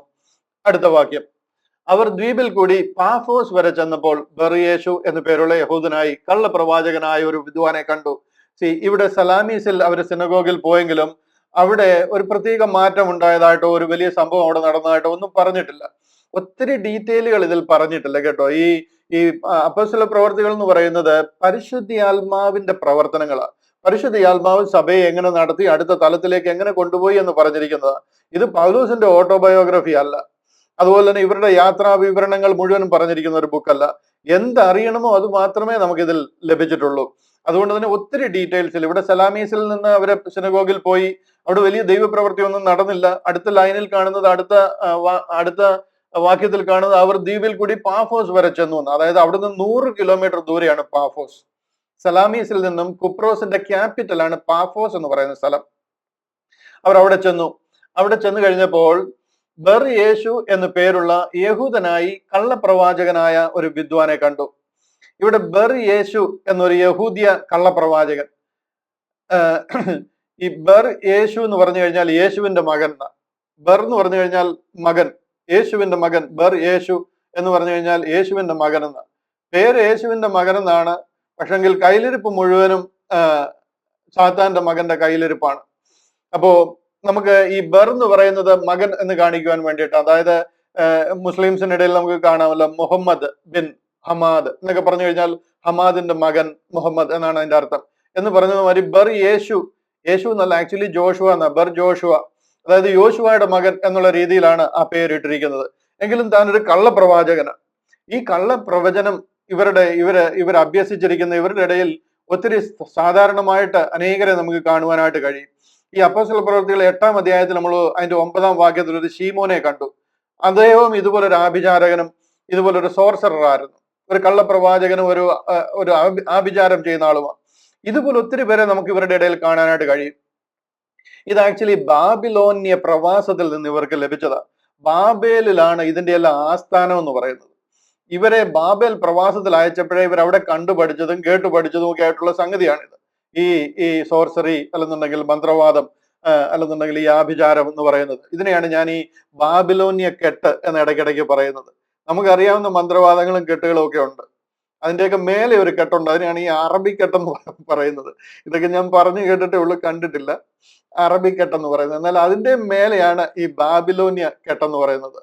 പേർഷ്യൻ, ബാബിലോണിയൻ എന്ന് പറയുന്നത് പേർഷ്യൻ അല്ല, അത് ബാബേലാണ്. ആ ഒരു ബാബിലോണിയൻ കെട്ടെന്ന് പറയുന്നത് അവിടുത്തെ ഒരു വിദ്യയാണ് ഇവരുടെ ഈ ആഭിചാരം. അതിന് ഭയങ്കര ഡിമാൻഡാണ്. അപ്പൊ അത് പഠിച്ച് കാശുണ്ടാക്കുന്നവര് അനേകർ ഇവിടെ ഉണ്ട്. ഈ ബർ യേശു എന്ന് പറയുന്ന ആളും ഇതുപോലെ അപ്പോസ്തല പ്രവൃത്തികൾ 8-9 കണ്ട ആ ശീമോനെ പോലെ വേറൊരു പാർട്ടിയാണ്. ഇവരെല്ലാവരും ചെയ്യുന്ന തൊഴിൽ ഒരേ തൊഴിലാണ്. ഇവിടുത്തെ പ്രോ കൗൺസിൽ അല്ലെങ്കിൽ സൈപ്രസിലെ പ്രോ കൗൺസിൽ ആയിരിക്കുന്ന സെർജിയോസ് പൗലോസ് എന്ന് പറയുന്ന ഒരു ഗവർണർ, ആ ഗവർണർക്ക് തുല്യനാണ്. അദ്ദേഹം റോമൻ അധികാരിയാണ്. റോമിന്റെ അധീനതയിലാണ് ഈ രാജ്യങ്ങൾ മുഴുവൻ കിടക്കുന്നതെന്ന് മനസ്സിലാക്കണം. ആദ്യം ഇതെല്ലാം ഗ്രീസിന്റെ അധീനതയിലായിരുന്നു, അലക്സാണ്ടർ ചക്രവർത്തിയുടെ അധീനതയിലായിരുന്നു. എന്നാൽ ഇതെല്ലാം ഇപ്പൊ റോമൻ ഭരണത്തിന്റെ കീഴിൽ വന്നിരിക്കുക. പണ്ട് ബ്രിട്ടീഷുകാർ ഭരിച്ചിരുന്നത് മാതിരി സൂര്യൻ ഉദിച്ചാൽ അസ്തമിക്കത്തില്ല എന്ന് പറയുന്നത് പോലെ ബ്രിട്ടീഷ് അധികാരത്തിലായിരുന്നത് പോലെ ഈ സ്ഥലങ്ങൾ മുഴുവൻ റോമിന്റെ അധികാരത്തിലാണ്. അതുകൊണ്ടാണ് പൗലോസ് അപ്പോസ്തലന് റോമ പൗരത്വം ഉള്ളത്. കിലിക്കിയയിൽ ജനിച്ച പൗലോസിന് റോമ പൗരത്വം ലഭിക്കാൻ കാര്യം ഇതാണ്. ഇവിടെ സൈപ്രസും റോമിന്റെ അധീനതയിലാണ്. അവിടുത്തെ ഒരു പ്രോ കൗൺസിലാണ് ഇവിടം ഭരിക്കുന്നത്, അല്ലെന്നുണ്ടെങ്കിൽ ഗവർണറാണ് ഇവിടം ഭരിക്കുന്നത്. അദ്ദേഹത്തെയാണ് സെർജിയോസ് പൗലോസ് എന്ന് പറയുന്നത്. ബർ യേശു എന്ന പേരുള്ള യഹൂദനായ ഒരു കള്ളപ്രവാചകനായ ഒരു വിദ്വാനെ കണ്ടു. വിദ്വാൻ എന്നൊക്കെ പറയുന്നത് പുള്ളി അവിടുത്തെ അങ്ങനെ വലിയൊരു ആളായിട്ട് ഒരു മാന്യനായിട്ട് നിൽക്കുകയാണ്. അതുകൊണ്ടാണ് അങ്ങനെ ഒരു വിദ്വാനെ കണ്ടു എന്ന് പറയുന്നത്. അവർ ബുദ്ധിമാനായ സെർഗിയോസ് പൗലോസ് എന്ന ദേശാധിപതിയോട് കൂടെ ആയിരുന്നു. അദ്ദേഹത്തിന്റെ ക്യാബിനറ്റിലെ ഒരു മെമ്പറാണ് ഇദ്ദേഹം. നല്ല മാന്യമായ പൊസിഷനിലൊക്കെ ഉള്ള ആളാണ്. പക്ഷെ എന്നുണ്ടെങ്കിൽ കള്ളപ്രവചനം നടത്തുക, ആഭിചാരം നടത്തുക, ഈ മന്ത്രവാദം നടത്തുക, അതാണ് അദ്ദേഹത്തിന്റെ പണി. ഇവിടെ എലീമാസ് എന്ന് പറഞ്ഞു കഴിഞ്ഞാൽ മന്ത്രവാദി എന്നാണ്. ഇവിടെ അടുത്ത ലൈനിൽ അത് പറയുന്നുണ്ട്. അവർ ബുദ്ധിമാനായ സെർഗിയോസ് പൗലോസ് എന്ന ദേശാധിപതിയോട് കൂടെ ആയിരുന്നു. അവർ ബർന്നബാസിനെയും ശൗലിനെയും വരുത്തി ദൈവവചനം കേൾപ്പാൻ ആഗ്രഹിച്ചു. ഈ റോമൻ പ്രോക്യൂറേറ്റർ അല്ലെന്നുണ്ടെങ്കിൽ പ്രോ കൗൺസിൽ ഇദ്ദേഹത്തിന് പോളിനെയും ബർന്നബാസിനെയും വരുത്തി അവരുടെ പ്രസംഗം എന്താണ് ഇവർ പ്രസംഗിക്കുന്ന കാര്യം പോളിനെ കുറിച്ച് ഇവർ കേട്ടിട്ടുണ്ട്. ഇവർ ഭയങ്കര ദൈവത്തിന് കർത്താവിന്റെ സുവിശേഷം പരന്നുകൊണ്ടിരിക്കുകയാണ്. ഇവർ പ്രസംഗിക്കുന്ന ഒരു വേറെ സുവിശേഷമാണ്. ഈ സലാമീസ് എന്നും പാഫോസ് എന്നൊക്കെ പറഞ്ഞു കഴിഞ്ഞാൽ ഒത്തിരി ഗ്രീക്കുകാരും ഒത്തിരി യഹൂദന്മാരും തിങ്ങിപ്പാർക്കുന്ന പട്ടണങ്ങളാണ്. ഇവിടുത്തേക്ക് ക്രൗഡ് നോക്കിക്കഴിഞ്ഞാൽ ഒത്തിരി യഹൂദന്മാരെ നമുക്ക് കാണുവാനായിട്ട് കഴിയും. അവരുടെയൊക്കെ ത്രൂ ആയിട്ട് ഇദ്ദേഹത്തിന് അറിവ് കിട്ടിയിട്ടുണ്ട് ഇങ്ങനൊരു വലിയ പ്രവർത്തനം നടക്കുന്നതായിട്ട്. അപ്പോൾ പോളും ബർന്നബാസും അവരുടെ രാജ്യത്ത് എത്തിയെന്ന് കേട്ട് കഴിഞ്ഞപ്പോൾ അവരെ വരുത്തി അവരുടെ പ്രസംഗം കേൾക്കണമെന്ന് ഈ പ്രോക്യൂറേറ്റർ അല്ലെങ്കിൽ ഈ പ്രോ കൗൺസിൽ അദ്ദേഹം ആഗ്രഹിച്ചു. അങ്ങനെ ഇവരെ താൻ വിളിച്ചു വരുത്തുന്നതായിട്ട് നമുക്ക് കാണുവാനായിട്ട് കഴിയും. എന്നാൽ എലീമാസ് എന്ന വിദ്വാൻ, ഈ എലീമാസ് എന്ന് പറഞ്ഞ മന്ത്രവാദി എന്ന് അതിന്റെ അർത്ഥം ഇതാകുന്നു. അവന്റെ പേരിന്റെ അർത്ഥം എലീമാസ്. എലീമാസ് എന്ന് പറഞ്ഞു കഴിഞ്ഞാൽ മലയാളത്തിൽ മന്ത്രവാദി എന്ന്. അവരോട് എതിർത്ത് നിന്ന് ദേശാധിപതിയുടെ വിശ്വാസം തടുത്തു കളയുവാൻ ശ്രമിച്ചു. ഈ സെർജിയോസ് പൗലോസ് പോൾ പറയുന്നത് വിശ്വസിക്കാതിരിക്കാനായിട്ട് പോളിനെ പോൾ പറയുന്നത് അവർ വിശ്വസിക്കാതിരിക്കാനായിട്ട് അത് തടുത്തു കളയുവാനായിട്ട് അദ്ദേഹം ഇവര് ശ്രമിച്ചു. അവിടെ പറയുന്നത് അടുത്ത വാക്യം, അപ്പോൾ പൗലോസ് എന്നു പേരുള്ള ശൗൽ പരിശുദ്ധാത്മ പൂർണ്ണനായി അവനെ ഉറ്റുനോക്കി. ഈ 9-ാമത്തെ വാക്യത്തിലാണ് ആദ്യമായിട്ട് പൗലോസിനെ പൗലോസ് എന്ന് വിളിക്കുന്നത്. ഇദ്ദേഹത്തിന്റെ യഹൂദിയ പേരായിരുന്നു ഇതുവരെ ഉപയോഗിച്ചുകൊണ്ടിരുന്നത്. ശൗൽ എന്നായിരുന്നു ഇതുവരെ അറിയപ്പെട്ടിരുന്നത്. ബർന്നബാസിനെയും ശൗലിനെയും വിളിച്ചിരുന്ന വേലയ്ക്ക് വേണ്ടി വേർതിരിക്കുവാൻ എന്നൊക്കെ പരിശുദ്ധാത്മാവ് പറയുന്നത് ശൗൽ എന്നുള്ള പേരാണ്. എന്നാൽ ഇവിടെ 9-ാമത്തെ വാക്യത്തിലാണ് ആദ്യമായിട്ട് പൗലോസ് എന്ന് വിളിക്കുന്നത്. ഇദ്ദേഹത്തിന്റെ ഒരു റോമൻ പേരാണ് പോൾ എന്നുള്ളത്. ഇവര് റോമാൻ സാമ്രാജ്യത്തിലായതുകൊണ്ട്, റോമാൻ പൗരനായതുകൊണ്ട് ഒരു റോമൻ പേര് ഇവർക്കുണ്ട്. ഇവിടെ മുതൽ ഇവിടെ പോൾ എന്ന നിലയിലാണ്, ആ പേരിലാണ് അറിയപ്പെട്ടു തുടങ്ങുന്നത്. ഇവിടെ പോൾ പരിശുദ്ധാത്മ പൂർണ്ണനായിട്ട് അവനെ ഉറ്റുനോക്കി ഈ മന്ത്രവാദിയെ. ഹേ സകല കപടവും സകല ദൂർത്തും നിറഞ്ഞവനെ, പിശാചിന്റെ മകനെ. എന്താ പിശാചിന്റെ മകനെ എന്ന് വിളിക്കാൻ അറിയാമോ? അവന്റെ പേര് യേശു എന്നാ, യേശുവിന്റെ മകനെ എന്നാണ് പേര്. പക്ഷെ അതുകൊണ്ട് തന്നെയാണ് പോൾ അവനെ പിശാചിന്റെ മകനെ എന്ന് വിളിക്കുന്നത്. സർവ്വനീതിയുടെയും ശത്രുവെ, കർത്താവിന്റെ നേർവഴികളെ മറിച്ചു കളയുന്നത് നീ മതിയാക്കിയില്ലയോ? അങ്ങനെ പോൾ അവനെ ശാസിക്കുകയും യേശു ക്രിസ്തുവിന്റെ നാമത്തിൽ പരിശുദ്ധാത്മ പൂർണ്ണനായിട്ട് അവനെതിരായിട്ട് സംസാരിക്കുകയും അവനെ ശാസിക്കുകയും ചെയ്യുക. സുവിശേഷത്തിന്റെ ശക്തിയും ആഭിചാരത്തിന്റെ മേലുള്ള അപ്പോസ്തോലിക അധികാരവും ഈ സംഭവത്തിലൂടെ അവിടെ പ്രകടമാവുകയാണ്. ആ ഒരു ശക്തമായ ശാസനത്തിലൂടെ അവന് വന്നു ചേരാൻ പോകുന്ന ആ ഒരു പ്രയാസത്തെക്കുറിച്ച് പോൾ പറയുകയാണ്. അതായത് നീ കണ്ണ് കാണാത്തവനായി ഇപ്പോൾ കർത്താവിന്റെ കൈ നിന്റെ മേൽ വീഴും. പോൾ തിരിഞ്ഞു നോക്കിയിട്ട് പരിശുദ്ധാത്മ പൂർണ്ണനായിട്ട് ശക്തിയോട് അവനെ നോക്കിയിട്ട് പറയാം, നീ ഒരു സമയത്തേക്ക് സൂര്യനെ കാണാതെ കുരുടനായിരിക്കും എന്ന് പറഞ്ഞു. ഉടനെ ഒരു തിമിരവും ഇരുട്ടും അവന്റെ മേൽ വീണു. കൈ പിടിച്ച് നടത്തുന്നവരെ തിരഞ്ഞുകൊണ്ട് അവൻ തപ്പി നടന്നു. അതായത് പോൾ അങ്ങനെ പറഞ്ഞു കഴിഞ്ഞപ്പോഴത്തേനും ഒരു ഭയങ്കര അപ്പസ്തോലിക അധികാരം അവിടെ നിൽക്കുന്നവർക്കെല്ലാം മനസ്സിലാകണം. അത് കാണുവാനായിട്ട് ദൈവം ഒരു പ്രത്യേക ശക്തി അവന്റെ മേൽ അയക്കുക. അപ്പോൾ ഒരു സമയത്തേക്ക് സൂര്യനെ കാണാതെ ഇദ്ദേഹം കുരുടനായി പോയി. തപ്പി തടഞ്ഞുകൊണ്ട് കൈ പിടിച്ചുകൊണ്ട് ആരെങ്കിലും നടത്തുവാനായിട്ട് ആൾക്കാരെ തിരയുന്ന രീതിയിലേക്ക് കണ്ണു കാണാൻ കഴിയാതെ പോയി. ഈ ഉണ്ടായത് ദേശാധിപതി കണ്ടിട്ട് കർത്താവിന്റെ ഉപദേശത്തിൽ വിസ്മയിച്ചു, വിശ്വസിച്ചു. അങ്ങനെ സെർജിയോസ് പൗലോസ് ഈ വിശ്വാസത്തിലേക്ക് വരുവാനായിട്ട് ഇടയായി. ആ സുവിശേഷത്തിന്റെ ശക്തി അവിടെ കാണുവാനായിട്ട് ഇടയായി തീർന്നു. ഈ സെർജിയോസ് പൗലോസ് എന്ന് പറയുന്നത് റോമൻ പൗരനാണ്, റോമൻ അധികാരിയാണ്. ഇതിനു മുമ്പ് ഇങ്ങനെ ഇദ്ദേഹത്തിന് രക്ഷപ്പെടാനായിട്ട് കഴിയത്തില്ല. വിശ്വസിച്ചു കഴിഞ്ഞപ്പോഴത്തേന് അദ്ദേഹത്തിന് രക്ഷ പ്രാപിക്കുവാനായിട്ട് കഴിയത്തില്ല. കാര്യം അദ്ദേഹം ഒരു ജാതീയന. നമുക്ക് അപ്പോസ്തല പ്രവൃത്തികൾ 10-ാം അധ്യായം നോക്കിക്കഴിഞ്ഞാൽ കൊർന്നല്യോസിനെ കാണാം. ഇദ്ദേഹത്തെ പോലെ തന്നെ ഒരു അധികാരിയ അദ്ദേഹവും. കൊർന്നല്യോസ് എന്ന് പറയുന്നത് 100 പട്ടാളക്കാർക്ക് അധിപന, സെഞ്ചൂറിയനാണ്, ശതാധിപനാണ്. ഇത്താലിക എന്ന പട്ടാളത്തിലെ ഒരു ശതാധിപനാണ്. പക്ഷെ എന്നുണ്ടെങ്കിൽ അദ്ദേഹത്തിനും ദൈവവചനം പത്രോസ് അപ്പോസ്തലൻ വന്ന് പ്രസംഗിക്കുമ്പോൾ അത് മനസ്സിലായി ആ ഒരു കിങ്ഡം ഗോസ്പലിന്റെ ഉപദേശങ്ങൾ വിശ്വസിച്ച് അതിലേക്ക് വന്നു കഴിഞ്ഞാലേ രക്ഷപ്പെടാനായിട്ട് കഴിയത്തുള്ളൂ. ഈ സെർജിയോസ് പൗലോസിനെ പോലെ വിശ്വസിച്ചാൽ ഉടനെ രക്ഷപ്പെടുന്ന ഒരു പദ്ധതിയിലായിരുന്നില്ല അവരായിരുന്നത്.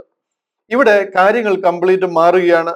പോള് പ്രസംഗിക്കുന്നത് സകല മനുഷ്യർക്കും രക്ഷാകരമായ ദൈവകൃപ എന്നൊരു വിഷയമാണ്. കൃപയുടെ സുവിശേഷമാണ് പോൾ ഇവിടെ എല്ലാം പ്രസംഗിച്ചു തുടങ്ങുന്നത്. നമ്മൾ സൈപ്രസിൽ വന്ന അവരുടെ ആ 1ാമത്തെ മിഷണറി യാത്ര, അതിലൂടെ വേല ആരംഭിക്കുന്ന ഭാഗമാണ് വായിച്ചു തുടങ്ങുന്നത്. അടുത്ത വാക്യത്തിലേക്ക് കടക്കാം. 12-13. പൗലോസും കൂടെയുള്ളവരും പാഫോസിൽ നിന്നും കപ്പൽ നീക്കി പംഫുല്യ ദേശത്തിലെ പെർഗയ്ക്ക് ചെന്നു. അവിടെ വെച്ച് യോഹന്നാൻ അവരെ വിട്ടുപിരിഞ്ഞ് യെരുശലേമിലേക്ക് മടങ്ങിപ്പോയി. ഇത് 52 വാക്യങ്ങളുള്ള ഒരു അധ്യായമാണ്. ഞാനങ്ങനെ ലൈൻ ബൈ ലൈൻ ആയിട്ട് പോകത്തില്ല. നമുക്കിന്ന് ഇത് പറഞ്ഞു തീർക്കണം. ഞാൻ അടുത്ത ഒരു 15-20 മിനിറ്റ് കൊണ്ട് നമ്മൾ ഇത് ചിന്തിച്ച് തീരും എന്ന് ഞാൻ ആഗ്രഹിക്കുന്നു.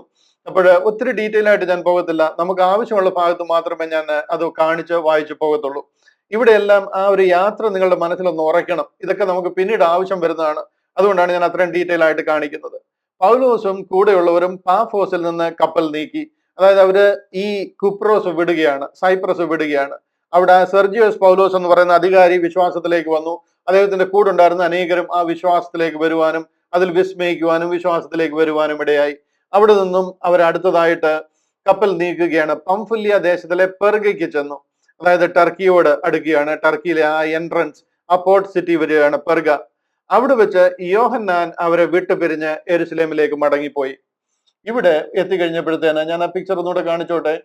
ഇവിടെ വന്നു കഴിഞ്ഞപ്പോഴത്തേന്, അതായത് ഈ സൈപ്രസിൽ നിന്നും ഇവിടെ പെർഗ, ഇവിടെ എത്തിക്കഴിഞ്ഞപ്പോഴത്തേന് പംഫുല്യ എന്ന് പറയുന്ന സ്ഥലം, ഇവിടുത്തെ പെർഗയിൽ എത്തിക്കഴിഞ്ഞപ്പോഴത്തേന് യോഹന്നാൻ മർക്കോസ് ഇവിടെ നിന്നും വേലയിൽ നിന്നും വിട്ടേച്ചു പോയി. കാര്യം എന്താന്ന് ചോദിച്ചു കഴിഞ്ഞാൽ അതിനൊരു വ്യക്തമായ ആൻസർ നമുക്ക് പറയുവാൻ കഴിയത്തില്ല എന്തുകൊണ്ടാണ് മർക്കോസ് വിട്ടേച്ചു പോയതെന്ന്. എന്നാൽ ഒരു ശക്തമായ ആർഗ്യുമെന്റ് എന്താന്ന് ചോദിച്ചു കഴിഞ്ഞാൽ, ഇതുവരെയുള്ള ഓർഡർ എന്ന് പറയുന്നത് ബർന്നബാസ് പൗലോസ് എന്നുള്ള ഒരു ഓർഡർ ആയിരുന്നു.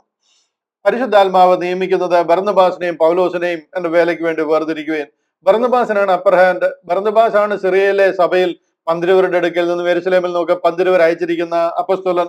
ആ ബർന്നബാസ് ആയിരുന്നു മുന്നേ നിന്നിരുന്നത്, ശൗലും കൂടെ ഉണ്ട്, ബർന്നബാസ് പൗലോസ് എന്നുള്ളൊരു ഓർഡർ ആയിരുന്നു. എന്നാൽ ഈ സെർജിയോസ് പൗലോസിന്റെ സ്ഥലത്ത് വെച്ച് ഈ യേശുവുമായിട്ട് നടന്ന ആ ഒരു സംഭവത്തിൽ നിന്ന് ഓർഡർ മാറുവാനായിട്ട് ഇടയായി തീർന്നു. പിന്നീടല്ല നമ്മൾ കാണുന്നത് പൗലോസും ബർന്നബാസും എന്നാണ്. പൗലോസും ബർന്നബാസും, അതായത് ബർന്നബാസ് പൗലോസ് എന്നുള്ള ഓർഡറിൽ നിന്നും പൗലോസ് ബർന്നബാസ് എന്നുള്ള ഓർഡറിലേക്ക്, അതായത് ശുശ്രൂഷയിൽ പൗലോസ് മുന്നിലേക്ക് കയറുവാനായിട്ട് ഇടയായി. അത് പരിശുദ്ധ ആത്മാവിന്റെ നിയോഗമാണ്. ഓരോന്നും ഇതെല്ലാം വളരെ വ്യക്തമായ പരിശുദ്ധ ആത്മാവിന്റെ പ്ലാനും പ്രകാരമാണ് കാര്യങ്ങൾ നടക്കുന്നത്.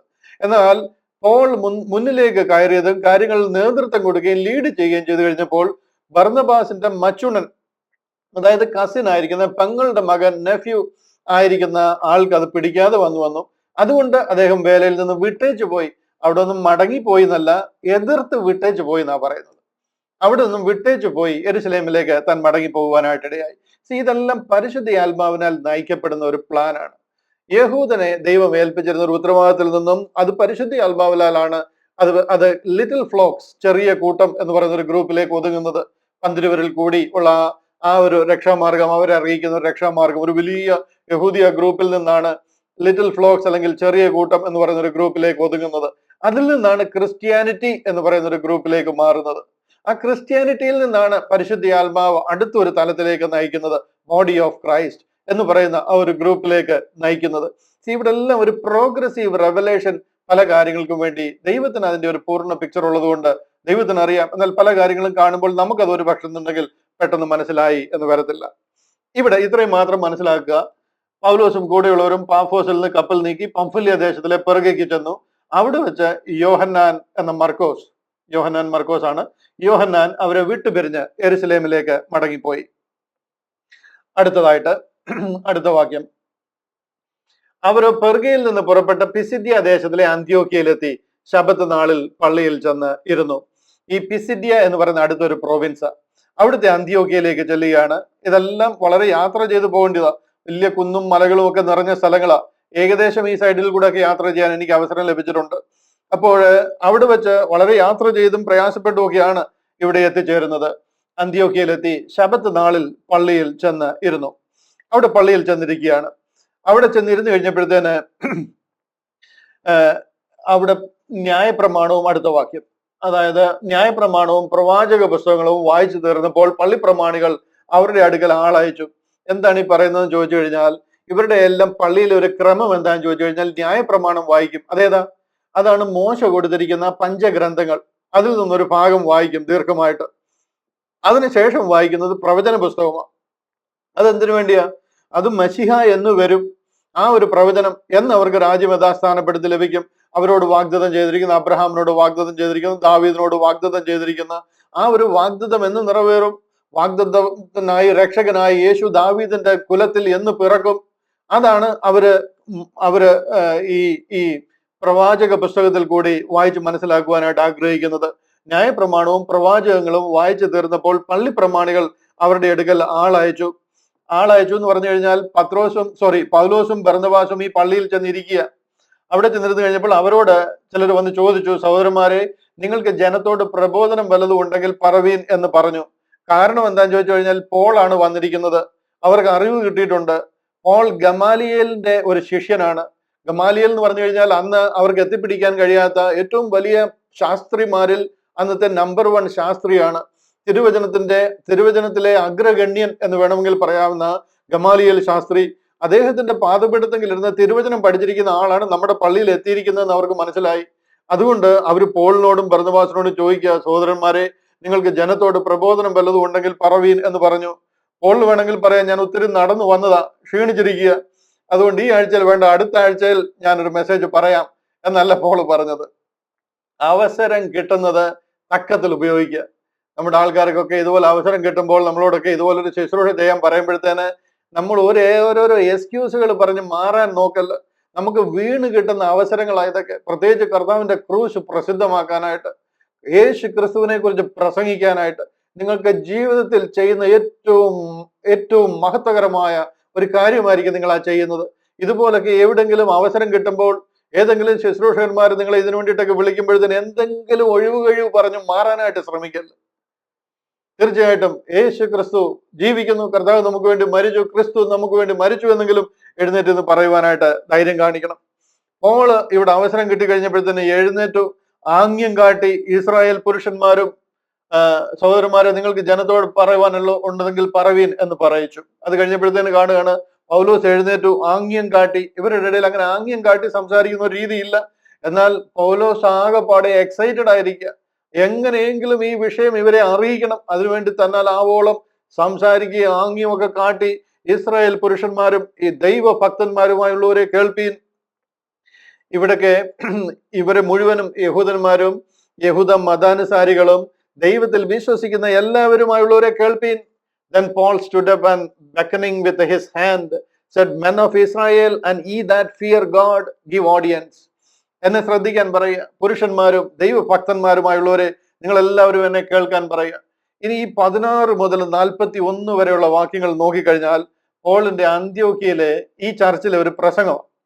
41-ാമത്തെ വാക്യം വരെ 16 മുതൽ 41 വരെ പോയി കഴിഞ്ഞാൽ ലഭിച്ച സന്ദർഭം ഒട്ടും പാഴാക്കാതെ പൗലോസ് ഈ പഴയ നിയമത്തിന്റെ നിവർത്തിയായിട്ട് കടന്നു വന്ന യേശു മശിഹയാണെന്ന് പ്രസ്താവിക്കുകയാണ് അവരുടെ മധ്യത്തിൽ. ഇതാണ് പോളിന്റെ ആദ്യത്തെ പ്രസംഗം എന്ന് പറയുന്നത്. ബൈബിളിൽ രേഖപ്പെടുത്തിയിരിക്കുന്ന പ്രസംഗങ്ങളിൽ പൗലോസ് അപ്പോസ്തലന്റെ ഒന്നാമത്തെ രേഖപ്പെടുത്തിയിരിക്കുന്നതും റെക്കോർഡ് ചെയ്തിരിക്കുന്നതുമായ പ്രസംഗം ഈ പ്രസംഗമാണ്. അതായത് പോളിന്റെ ഒന്നാമത്തെ മിഷണറി യാത്രയിൽ പിസിഡിയയിലെ അന്ത്യോക്യയിലെ പള്ളിയിൽ പ്രസംഗിച്ച പ്രസംഗം. ആ പ്രസംഗമാണ് 16 മുതൽ 41 വരെ പറഞ്ഞിരിക്കുന്നത്. ഞാൻ അതിനെ ഒന്ന് 3ആയിട്ട് വിഭജിക്കാം. എല്ലാം ഡീറ്റെയിൽ ആയിട്ട് പോകേണ്ട ആവശ്യമില്ല, നമുക്ക് അറിയാവുന്ന കാര്യങ്ങൾ തന്നെയാണ്. അതുകൊണ്ട് അധികം ഞാൻ അതിൽ നിൽക്കുന്നില്ല, ജസ്റ്റ് ഒന്ന് പറഞ്ഞു പോവുകയാണ്. 16 മുതൽ 25 വരെ പുറപ്പാട് മുതലുള്ള ഇസ്രായേലിന്റെ ചരിത്രവും മശിഹായുടെ ആഗമനവുമാണ്.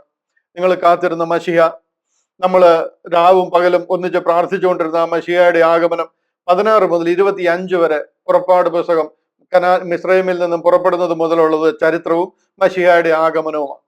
26 മുതൽ 37 വരെ നോക്കിക്കഴിഞ്ഞാൽ യഹൂദൻ മശിഹായെ തിരസ്കരിക്കുന്നതും കർത്താവിന്റെ മരണവും അടക്കവും പുനരുദ്ധാനവും പറഞ്ഞിരിക്കുന്നതായിട്ട് കാണുവാനായിട്ട് കഴിയും. 26 മുതൽ 37 വരെ. 38 മുതൽ 41 വരെ നോക്കിക്കഴിഞ്ഞാൽ ക്രിസ്തുവിലെ വിശ്വാസത്താൽ സകല മനുഷ്യർക്കും നീതീകരണം എന്ന് പറയുന്ന ഒരു വിഷയത്തെ കുറിച്ച് പോൾ സംസാരിക്കുകയാണ്. അതായത് കർത്താവായ യേശു ക്രിസ്തുവിലെ വിശ്വാസത്താൽ സകല മനുഷ്യർക്കും നീതീകരണം ലഭിക്കുന്നു. മോശയുടെ ന്യായപ്രമാണത്തിലെ പ്രവർത്തികളാലല്ല, മോശയുടെ ന്യായപ്രമാണവും അതും ഫോളോ ചെയ്യുന്നതിലല്ല, മറിച്ച് കർത്താവായ യേശു ക്രിസ്തുവിലെ വിശ്വാസത്താൽ സകല മനുഷ്യർക്കും നീതീകരണം വരുന്നു എന്നൊരു വലിയ സബ്ജക്ട് 38 മുതൽ 41 വരെയുള്ള വാക്യങ്ങളിൽ കൂടി പോൾ അവരെ അറിയിക്കുക. 16 മുതൽ 25 വരെ ഞാൻ ആദ്യം പറഞ്ഞല്ലോ, അത് യഹൂദ ചരിത്രത്തിലൂടെ യേശു രക്ഷകൻ, കർത്താവായ യേശു ക്രിസ്തു ഇസ്രായേൽ തെരഞ്ഞെടുക്കപ്പെട്ട ജനമാണ്, അവർക്ക് വേണ്ടി അയക്കപ്പെട്ട രക്ഷകനാണ് കർത്താവായ യേശു ക്രിസ്തു എന്ന് പറയുന്നതായിട്ട് നമുക്ക് കാണുവാനായിട്ട് കഴിയും. 26 മുതൽ 32 വരെ വായിക്കേണ്ടതാണ്. അവിടെ മശിഹായെ അവർ തിരസ്കരിക്കുന്നതായിട്ടും കർത്താവിന്റെ ക്രൂശ് മരണവും അടുത്തുള്ള വാക്യങ്ങളൊക്കെ വായിച്ചു കഴിഞ്ഞാൽ നമുക്കത് കാണുവാനായിട്ട് കഴിയും. ഞാൻ അത്രയും നിർത്തി വായിച്ചു പോകുന്നില്ല, ശരിക്കും വായിക്കേണ്ടതാണ്. പക്ഷെ അങ്ങനെ പോയി കഴിഞ്ഞാൽ നമുക്ക് ഈ അടുത്ത സമയത്തെങ്ങും ഈ പഠനം തീർക്കുവാനായിട്ട് കഴിയത്തില്ല. അതുകൊണ്ട് ഞാൻ അത്രയും നമുക്ക് ശരിക്കും ഒരു ടേക്ക് അവേ ഇല്ലാത്തടത്ത് ഞാൻ നിർത്തുന്നില്ല. 32-ാമത്തെ വാക്യത്തിലേക്ക് പോവുകയാണ്. അനന്തരം അവർ രാജാവിനെ ചോദിച്ചു. ചരിത്രമൊക്കെ നമുക്ക് അറിയാവുന്നത്, അതുകൊണ്ട് ഞാൻ അധികം ഇവിടെ നിൽക്കുന്നില്ല. 32-ാമത്തെ വാക്യത്തിലേക്ക് പോകുന്നു. ദൈവം അവനെ മരിച്ചവരിൽ നിന്ന് ഉയർത്തെഴുന്നേൽപ്പിച്ചു. 31 അവൻ തന്നോടുകൂടെ ഗലീലയിൽ നിന്ന് യെരൂശലേമിലേക്ക് വന്നവർക്ക്, ഗലീലയിൽ നിന്നും യെരൂശലേമിലേക്ക് വന്നവർക്ക്, കണ്ടോ ഇതെല്ലാം അപ്പോസ്തലന്മാരെയാ, 12 ശിഷ്യന്മാരെയാ, ഏറിയ ദിവസം പ്രത്യക്ഷനായി. അവർ ഇപ്പോൾ ജനത്തിന് മുമ്പാകെ അവന്റെ സാക്ഷികളാകുന്നു. 32-ാമത്തെ വാക്യം ഇവിടെ പറയുകയാണ്, ദൈവം പിതാക്കന്മാരോട് ചെയ്ത വാഗ്ദത്തം യേശുവിനെ ഉയർത്തെഴുന്നേൽപ്പിച്ചതിനാൽ മക്കൾക്ക് നിവർത്തിച്ചിരിക്കുന്നു എന്ന് ഞങ്ങൾ നിങ്ങളോട് സുവിശേഷിക്കുന്നു. ഈ വാഗ്ദത്തത്തിന് വേണ്ടിയിട്ടാണ് നാം എല്ലാവരും നമ്മുടെ പിതാക്കന്മാർ മുതലേ പ്രാർത്ഥിച്ചുകൊണ്ടിരിക്കുന്നത്. ദൈവം പിതാക്കന്മാരോട് ചെയ്ത വാഗ്ദത്തം ദാവീദിന്റെ സന്തതിയിൽ നിന്നുള്ള ഒരു രക്ഷകൻ വരുമെന്നുള്ളതായിരുന്നു. നിങ്ങൾ എന്നെ ശ്രദ്ധിച്ച് കേൾക്കണം, ഇവിടെ വെച്ച് നിങ്ങളുടെ ആ ശ്രദ്ധ മാറിപ്പോകല്ലേ. ഇവിടെ ദൈവം പിതാക്കന്മാരോട് ചെയ്ത വാഗ്ദത്തം എന്താന്ന് ചോദിച്ചു കഴിഞ്ഞാൽ, ദാവീദിന്റെ സന്തതിയിൽ നിന്നുള്ള ഒരു രക്ഷകൻ വരും. അത് മക്കൾക്ക് നിവർത്തിച്ചിരിക്കുന്നു എന്ന് ഈ വാക്യത്തിൽ കൂടെ പറയുകയാണ്. പിതാക്കന്മാരോട് ചെയ്ത വാഗ്ദത്തം, ദൈവം പിതാക്കന്മാരോട് ചെയ്ത വാഗ്ദത്തം യേശുവിനെ ഉയർത്തെഴുന്നേൽപ്പിച്ചതിനാൽ മക്കൾക്ക് നിവർത്തിച്ചിരിക്കുന്നു എന്ന് ഞങ്ങൾ നിങ്ങളോട് സുവിശേഷിക്കുന്നു. ദാവീദിന്റെ സന്തതിയിൽ നിന്ന് ഒരുവൻ വരും, അവനാണ് രക്ഷകൻ എന്നുള്ളതാണ്. അതെങ്ങനെ നമുക്ക് പറയാൻ കഴിയുന്ന വേറെ റെഫറൻസ് ഉണ്ടോ? ഒരു റെഫറൻസ് കൂടെ കാണിച്ചിട്ട് ഞാൻ തിരിച്ചു വരാം. ഈ ഭാഗമൊക്കെ വായിക്കേണ്ടതാണ്. പക്ഷെ നിങ്ങൾക്ക് അതെല്ലാം ഞാൻ ഹോംവർക്ക് ആയിട്ട് വിടുകയാണ്. ഇത് കണ്ടില്ല, ലൂക്കോസിന്റെ സുവിശേഷം 2-ാം അധ്യായം 11-ാം വാക്യം. ലൂക്കോസിന്റെ സുവിശേഷം ഇവിടെ അവരോടുള്ള ആ സുവിശേഷം അറിയിക്കുക. 2-ാം അധ്യായം അതിന്റെ 11-ാം വാക്യത്തിൽ പറയാം, കർത്താവായ ക്രിസ്തു എന്ന രക്ഷിതാവ് ഇന്ന് ദാവീദിന്റെ പട്ടണത്തിൽ നിങ്ങൾക്കായി ജനിച്ചിരിക്കുന്നു. ഇതാ സുവിശേഷം. ഇതിനു വേണ്ടിയിട്ടാണ് ഇവർ കാത്തിരിക്കുന്നത്. ഇതാണ് ഇവരുടെ വിശ്വാസവും. ഇവര് മോശയുടെ കാലം മുതൽ, അബ്രഹാമിന്റെ കാലം മുതൽ ആഗ്രഹിക്കുന്ന ഇതാ, കർത്താവായ ക്രിസ്തു എന്ന രക്ഷിതാവ്. ഈ രക്ഷിതാവിനെ നിങ്ങൾക്ക് തരുമെന്നുള്ളതാ വാഗ്ദത്തം. ഇന്ന് ദാവീദിന്റെ പട്ടണത്തിൽ നിങ്ങൾക്കായി ജനിച്ചിരിക്കുന്നു. ലൂക്കോസിന്റെ സുവിശേഷത്തിൽ നമ്മൾ അതാ വായിച്ചത്. തിരിച്ച് നമ്മുടെ വാക്യത്തിലേക്ക് വരികയാണ്. 32-ാമത്തെ വാക്യം. അവിടെ പറയാണ്, ദൈവം പിതാക്കന്മാരോട് ചെയ്ത വാഗ്ദത്തം യേശുവിനെ ഉയർത്തെഴുന്നേൽപ്പിച്ചതിനാൽ മക്കൾക്ക് നിവർത്തിച്ചിരിക്കുന്നു എന്ന് പറഞ്ഞു. തുടർന്ന് വായിക്കേണ്ടതാണ്. എന്നാൽ നമുക്ക് അറിയാവുന്ന കാര്യങ്ങളും ദാവീദിൽ നിന്ന് അങ്ങനെ ഒരു സന്തതി വരുന്നതിനെ കുറിച്ചും ഒക്കെ പറഞ്ഞിരിക്കുന്ന ഭാഗമാണ്. ഞാൻ അത്രയും അധികം നിൽക്കുന്നില്ല. ദാവീദിന്റെ തലമുറയിൽ ദൈവത്തിന്റെ ആലോചനയ്ക്ക് ശുശ്രൂഷ ചെയ്ത ശേഷം നിദ്ര പ്രാപിച്ചു. തന്റെ പിതാക്കന്മാരോട് ചേർന്ന് ദ്രവത്വം കണ്ടു. ദൈവം ഉയർത്തെഴുന്നേൽപ്പിച്ചവനോ ദ്രവത്വം കണ്ടില്ല. ആകയാൽ സഹോദരന്മാരെ, 38-ാമത്തെ വാക്യം മുതൽ 41 വരെ ഇമ്പോർട്ടന്റ് ആണ്. അത് നമുക്ക് നോക്കാം. 38-ാമത്തെ വാക്യം, ഇവൻ മൂലം നിങ്ങളോട് പാപമോചനം അറിയിക്കുന്നുവെന്നും. കാര്യം കർത്താവായ യേശു ക്രിസ്തുവിൽ കൂടി പാപമോചനമുണ്ട്. നമുക്ക് വാഗ്ദത്തം ചെയ്ത ദാവീദിന്റെ സന്തതിയാണ്. അവനിൽ കൂടി നമുക്ക് പാപമോചനമുണ്ടെന്നും. അടുത്ത വാക്യം, മോശയുടെ ന്യായപ്രമാണത്താൽ നിങ്ങൾക്ക് നീതീകരണം വരുവാൻ കഴിയാത്ത സകലത്തിൽ നിന്നും വിശ്വസിക്കുന്ന ഏവനും ഇവനാൽ നീതീകരിക്കപ്പെടുന്നുവെന്നും നിങ്ങൾ അറിഞ്ഞുകൊള്ളുവിൻ. ഇതാണ് അന്ത്യോക്യയിലെ പ്രസംഗത്തിലെ സുവിശേഷം എന്ന് പറയുന്നത്. അവിടുത്തെ അതിന്റെ കാതലായ സബ്ജക്റ്റ് ഇതാ. മോശയുടെ ന്യായപ്രമാണമാണ് നിങ്ങൾ ഫോളോ ചെയ്യുന്നത്, നമ്മളെല്ലാവരും അതാ ഫോളോ ചെയ്യുന്നത്. എന്നാൽ നിങ്ങൾക്ക് അതിൽ കൂടെ നീതീകരണം വരുവാൻ കഴിയാത്ത സകലത്തിൽ നിന്നും, മോശയുടെ ന്യായപ്രമാണത്താൽ ഒരു ജഡവും ദൈവത്തിന്റെ സന്നിധിയിൽ നീതീകരിക്കപ്പെടുകയില്ല. അതിൽ നിന്നും വിശ്വസിക്കുന്ന ഏവനും ഇവനാൽ നീതീകരിക്കപ്പെടുന്നുവെന്നും നിങ്ങൾ അറിഞ്ഞുകൊള്ളുവീൻ. ഇതാ പോൾ അവിടെ പ്രസംഗിക്കുന്ന സുവിശേഷം. അടുത്ത വാക്യം കൂടെ ഒന്ന് കേൾപ്പിക്കാം. ആകിയാൽ ഹേ നിന്നക്കാരെ. ഓക്കെ, അതിലേക്ക് നമുക്ക് പോകുന്നതിന് മുൻപായിട്ട് ഞാൻ ഇവിടെ ഒരു കാര്യം കൂടെ നിങ്ങളെ ഒന്ന് കാണിക്കേണ്ടതായിട്ടുണ്ട്. അതായത് അപ്പോസ്തല പ്രവൃത്തികൾ 10-ാം അധ്യായം. നമുക്കറിയാം, പത്രോസ് അപ്പോസ്തലൻ അവിടെ വന്ന് പ്രസംഗിക്കുന്നത്, എവിടെ ഒരു കൊർന്നല്യോസിന്റെ ഭവനത്തിൽ വന്ന് പ്രസംഗിക്കുന്നത് കാണാം. അവിടെ പ്രസംഗിക്കുമ്പോൾ പത്രോസ് ഇങ്ങനെയാ പറഞ്ഞത്. അപ്പോൾ പത്രോസ് വായ് തുറന്ന് പറഞ്ഞു തുടങ്ങിയത്, ദൈവത്തിന് മുഖപക്ഷമില്ല. ഒരു റോമൻ പട്ടാളക്കാരന്റെ വീട്ടിൽ വന്നിരിക്കുന്ന ജാതികനാണ്. അവിടെ വന്നിട്ട് പത്രോസ് അപ്പോസ്തലൻ പ്രസംഗിച്ചത് ദൈവത്തിന് മുഖപക്ഷമില്ല എന്നും ഏത് ജാതിയിലും അവനെ ഭയപ്പെട്ട് നീതി പ്രവർത്തിക്കുന്നവനെ അവൻ അംഗീകരിക്കുന്നുവെന്നും ഞാൻ ഇപ്പോൾ യഥാർത്ഥമായിട്ട് ഗ്രഹിക്കുന്നു. ഇതായിരുന്നു പത്രോസ് അപ്പോസ്തലൻ അവിടെ പ്രസംഗിച്ച മെയിൻ പ്രസംഗം. അതായത് ഏത് ജാതിയിലായാലും പ്രശ്നമില്ല, ദൈവത്തെ ഭയപ്പെട്ട് നീതി പ്രവർത്തിക്കുന്നവനെ അവൻ അംഗീകരിക്കുന്നു. അതായത് നീതി പ്രവർത്തികളിലൂടെയാണ് നിങ്ങളുടെ രക്ഷ. നിങ്ങൾ രക്ഷപ്പെടണമെങ്കിൽ നീതി പ്രവർത്തിക്കണം, നീതിമാനായിട്ട് ജീവിച്ച് കാണിക്കണം. അതിലാണ് നിങ്ങളുടെ രക്ഷ. ഇതിന് കോൺട്രാഡിക്ടറിയാ പോൾ പറയുന്ന ഉപദേശം. പോളിന്റെ സുവിശേഷം കണ്ടില്ലോ, നിങ്ങളുടെ ന്യായ പ്രമാണത്തിലെ ഒരു നീതി പ്രവൃത്തിയിലും അല്ല നിങ്ങൾ രക്ഷിക്കപ്പെടുന്നത്. പോൾ ഇവിടെ പറയാണ്, 32-ൽ പറയാണ്, 13-32 പിതാക്കന്മാരുടെ ചെയ്ത് യേശുവിനെ ഉയർത്തെഴുന്നേൽ നിങ്ങൾക്ക് നിവർത്തിച്ചിരിക്കുന്നു എന്ന് ഞങ്ങൾ നിങ്ങളോട് അറിയിക്കുന്നു. സോറി, അതിന്റെ 38-ാമത്തെ വാക്യം. 38-ാമത്തെ വാക്യം അതിൽ പറയാണ്, ഇവൻ മൂലം നിങ്ങളോട് പാപമോചനം അറിയിക്കുന്നുവെന്നും മോശയുടെ ന്യായപ്രമാണത്താൽ, അതായത് നീതി പ്രവർത്തികളാൽ നിങ്ങൾക്ക് നീതീകരണം വരുവാൻ കഴിയത്തില്ല. ആ കഴിയാത്ത സകലത്തിൽ നിന്നും വിശ്വസിക്കുന്ന ഏവനും ഇവനാൽ നീതീകരിക്കപ്പെടുന്നുവെന്നും നിങ്ങൾ അറിഞ്ഞുകൊള്ളുവീൻ എന്ന് പൗലോസ് അവരോട് പറയുകയാണ്. ഇതാണ് അവരുടെ ഇടയിൽ അറിയിക്കുന്ന സുവിശേഷം എന്ന് പറയുന്നത്. റോമാ ലേഖനവും ഗലാത്യ ലേഖനവും മുഴുവൻ പഠിച്ചു കഴിഞ്ഞാൽ ഇതിന്റെ ഒരു ഭയങ്കര ഗ്രേറ്റ് എക്സ്റ്റെന്റ് ഓഫ് ഡീറ്റെയിൽസ് നിങ്ങൾക്ക് കാണുവാനായിട്ട് കഴിയും. വിശ്വാസത്താലുള്ള നീതീകരണം എന്ന കാര്യം ഉറപ്പിച്ചിരിക്കുന്ന 2 ലേഖനമാണ് റോമാ ലേഖനവും ഗലാത്യ ലേഖനവും. ആ വിശ്വാസത്തിലൂടെയാണ് നമുക്ക് രക്ഷ എന്ന് കാണിക്കുന്ന ഭാഗമാണ്. അതിനെയൊക്കെ ഒന്ന് ടച്ച് ചെയ്ത് പോയിരിക്കുന്നതേ ഉള്ളൂ. ഞാനും അതുകൊണ്ട് തന്നെ അങ്ങനെ അങ്ങ് വിടുകയാണ്. അടുത്ത സമയങ്ങളിലൊക്കെ നമ്മൾ ഇതിലൊക്കെ വീണ്ടും വരും. അങ്ങനെ വരുമ്പോൾ ഞാൻ അതിനെ കൂടുതൽ വിശദീകരിക്കാം. 40-ാമത്തെ വാക്യം, ആകിയാൽ ഹേ നിന്നക്കാരെ നോക്കുവീൻ, ആശ്ചര്യപ്പെട്ട് നശിച്ചു പോകുവീൻ. നിങ്ങളുടെ കാലത്ത് ഞാനൊരു പ്രവൃത്തി ചെയ്യുന്നു, നിങ്ങളോട് വിവരിച്ചാൽ നിങ്ങൾ വിശ്വസിക്കാത്ത പ്രവൃത്തി തന്നെ എന്ന് പ്രവാചക പുസ്തകങ്ങളിൽ അരുളി ചെയ്തിരിക്കുന്നത് നിങ്ങൾക്ക് ഭവിക്കാതിരിക്കാൻ സൂക്ഷിച്ചുകൊള്ളുവീൻ. ഇങ്ങനെ ഒരു സംഭവം സംഭവിക്കുമെന്ന് ഹബക്കൂക്ക് പ്രവചിച്ചിരിക്കുക. ആ ഹബക്കൂക്കിന്റെ പ്രവചനത്തിനെയാണ് ഇവിടെ കോട്ട് ചെയ്തിരിക്കുന്നത്. ഹബക്കൂക്ക് 1:5 വായിച്ചു കഴിഞ്ഞാൽ നിങ്ങൾക്ക് അത് കാണുവാനായിട്ട് കഴിയും. ഞാനത് അതിന്റെ ആ റെഫറൻസ് എടുത്തിട്ടുണ്ട്, ഞാൻ കാണിക്കാം. ഹബക്കൂക്ക് 1:5. ഹബക്കൂക്കിന്റെ പ്രവചനം 1:5, അതാണ് ഇവിടെ കോട്ട് ചെയ്തത്. ഹബക്കൂക്ക് 1:5 പറയുക, ജാതികളുടെ ഇടയിൽ ദൃഷ്ടി വെച്ച് നോക്കുവീൻ, ആശ്ചര്യപ്പെട്ട് വിസ്മയിപ്പീൻ, ഞാൻ നിങ്ങളുടെ കാലത്ത് ഒരു പ്രവൃത്തി ചെയ്യും, അത് വിവരിച്ച് കേട്ടാൽ നിങ്ങൾ വിശ്വസിക്കയില്ല.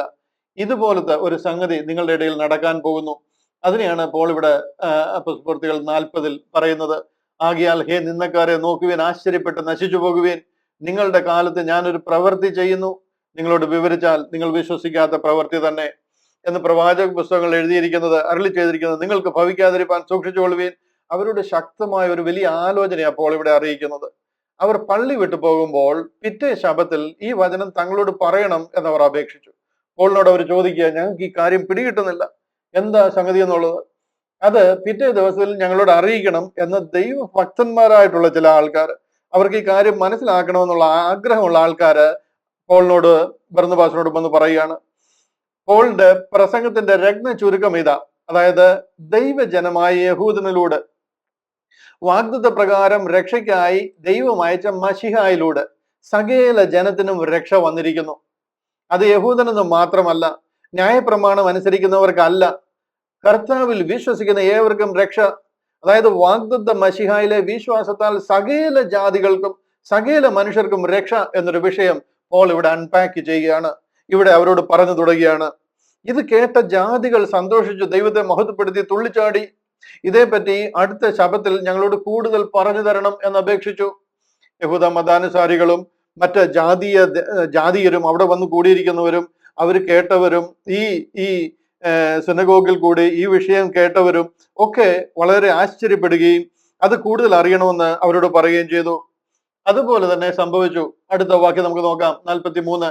പള്ളി പിരിഞ്ഞ ശേഷം യഹൂദന്മാരിലും ഭക്തിയുള്ള യഹൂദ മതാനുസാരികളിലും പലർ പൗലോസിനെയും ബർന്നബാസിനെയും അനുഗമിച്ചു. അവർക്ക് കാര്യം മനസ്സിലായി, എന്തോ സംഗതി കാര്യമായിട്ടിവിടെ റിവീൽഡ് ആകുകയാണ്, ഇവരിൽ കൂടെ വലിയ ദൈവിക വാഗ്ദത്വവും ദൈവിക പ്രമാണങ്ങളും നിറവേറുകയാണ് എന്നവർക്ക് മനസ്സിലായി.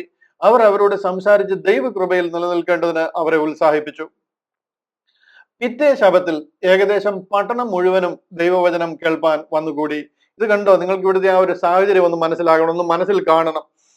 ഇവിടെ ആദ്യത്തെ ദിവസം പ്രസംഗിച്ചത് ജാതികൾക്കുള്ള രക്ഷ, കർത്താവ് യേശു ക്രിസ്തുവിലെ വിശ്വാസത്താൽ സകല മനുഷ്യർക്കും രക്ഷ വരുന്നു എന്നുള്ള വിഷയം പ്രസംഗിച്ചു കഴിഞ്ഞപ്പോൾ അടുത്ത ആഴ്ചയിലെ പിറ്റേ ശബത്തിൽ ഏകദേശം പട്ടണം മുഴുവനും ദൈവവചനം കേൾപ്പാൻ വന്നുകൂടി. ഇവിടെ ആ അന്ത്യോക്യയിലുള്ള ജനം മുഴുവനും, ആ അന്ത്യോക്യ സിറ്റിയിലെ ജനം മുഴുവനും ഇവിടെ വന്നുകൂടിയിരിക്കുകയാണ്. അടുത്ത വാക്യം 44-45 വാക്യം. യഹൂദന്മാരോ പുരുഷാരത്തെ കണ്ട് അസൂയ നിറഞ്ഞവരായി ദൂഷിച്ചുകൊണ്ട് പൗലോസ് സംസാരിക്കുന്നതിന് എതിർ പറഞ്ഞു. ഇവിടെ വിഷയം മാറുകയാണ്.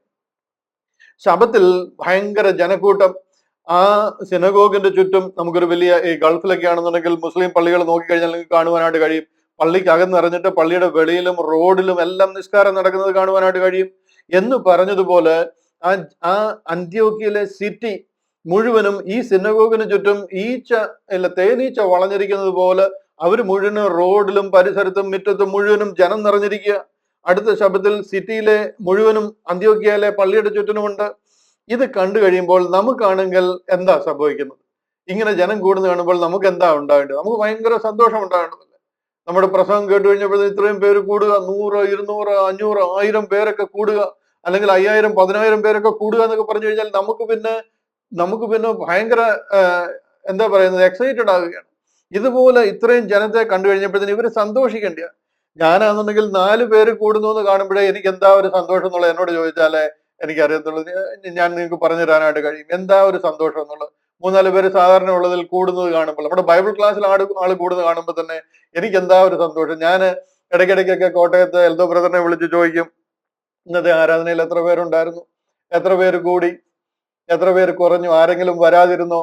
അതൊക്കെ ഞാൻ അന്വേഷിക്കുന്നത് എന്തിനാന്ന് ചോദിച്ചു കഴിഞ്ഞാൽ ഒരാൾ കൂടിയെന്ന് കേൾക്കുമ്പോൾ തന്നെ നമുക്ക് എത്രയും സന്തോഷം. ഇത്രയും വലിയൊരു സുവിശേഷം ഒരാളിൽ എത്തിക്കാൻ കഴിഞ്ഞു എന്ന് പറയുന്നത്. ഇവിടെ ഇവർക്ക് അങ്ങനല്ല. യഹൂദന്മാരോ കണ്ടില്ല, വാക്യം കണ്ടില്ല, പുരുഷാരത്തെ കണ്ട് അസൂയ നിറഞ്ഞവരായി ദൂഷിച്ചുകൊണ്ട് പൗലോസ് സംസാരിക്കുന്നതിന് എതിര് പറഞ്ഞു. പൗലോസിനോട് അങ്ങോട്ട് ചെന്ന് ചോദിച്ചതാ, പൗലോസെ വല്ലതും ഞങ്ങളോട് പറയാനുണ്ടെങ്കിൽ പറഞ്ഞാട്ടെ എന്ന് പറഞ്ഞ് വിളിപ്പിച്ചതാണ്. ഇപ്പൊ പൗലോസിനെ സംസാരിക്കാതിരിക്കാൻ എന്ത് ചെയ്യാൻ പറ്റും നോക്കുക അവര്. പൗലോസിനെ കണ്ടപ്പോഴത്തേന് ജനം മുഴുവൻ കൂടിയിട്ട് അസൂയ നിറഞ്ഞവരായി. എന്താണ് ഇവർക്ക് അസൂയ ഉണ്ടാകാൻ കാരണമെന്നറിയാമോ? അസൂയ ഉണ്ടാകാൻ കാരണം എന്താന്ന് ചോദിച്ചു കഴിഞ്ഞാൽ സകല മനുഷ്യർക്കും രക്ഷ. പോൾ പറയുന്ന ഈ രക്ഷ യഹൂദന്മാർക്ക് മാത്രമല്ല, എല്ലാവർക്കും രക്ഷയാ. വിശ്വസിക്കുന്ന ഏവർക്കും രക്ഷ. ഇവർ ഇതുവരെ അറിഞ്ഞിരുന്നത് ഇവർക്ക് മാത്രം രക്ഷയാ. ആരെങ്കിലും രക്ഷപ്പെടണമെന്നുണ്ടെങ്കിൽ യഹൂദ മതാനുസാരിയായിട്ട് മാറണം, ന്യായപ്രമാണം അനുസരിക്കണം, പരിച്ഛേദന ചെയ്യണം, ഭയങ്കര ചടങ്ങുകളൊക്കെയാണ്. അതെല്ലാം ചെയ്തിട്ട് യാഗം കഴിച്ച് അവരുടെ കൂടെ ചേർന്ന് വരുന്ന ആൾക്കാണ് രക്ഷ. ഇപ്പോ ഇത് വന്നിട്ട് പട്ടണത്തിലുള്ളവർ മുഴുവനും രക്ഷ, വിശ്വസിക്കുന്ന ഏവർക്കും രക്ഷ, സകല ജാതികൾക്കും രക്ഷ, സകല മനുഷ്യർക്കും രക്ഷാകരമായ ദൈവകൃപ ഉദിച്ചിരിക്കുന്നു എന്നുള്ളൊരു പ്രസംഗമാണ് പോൾ പ്രസംഗിക്കുന്നത്.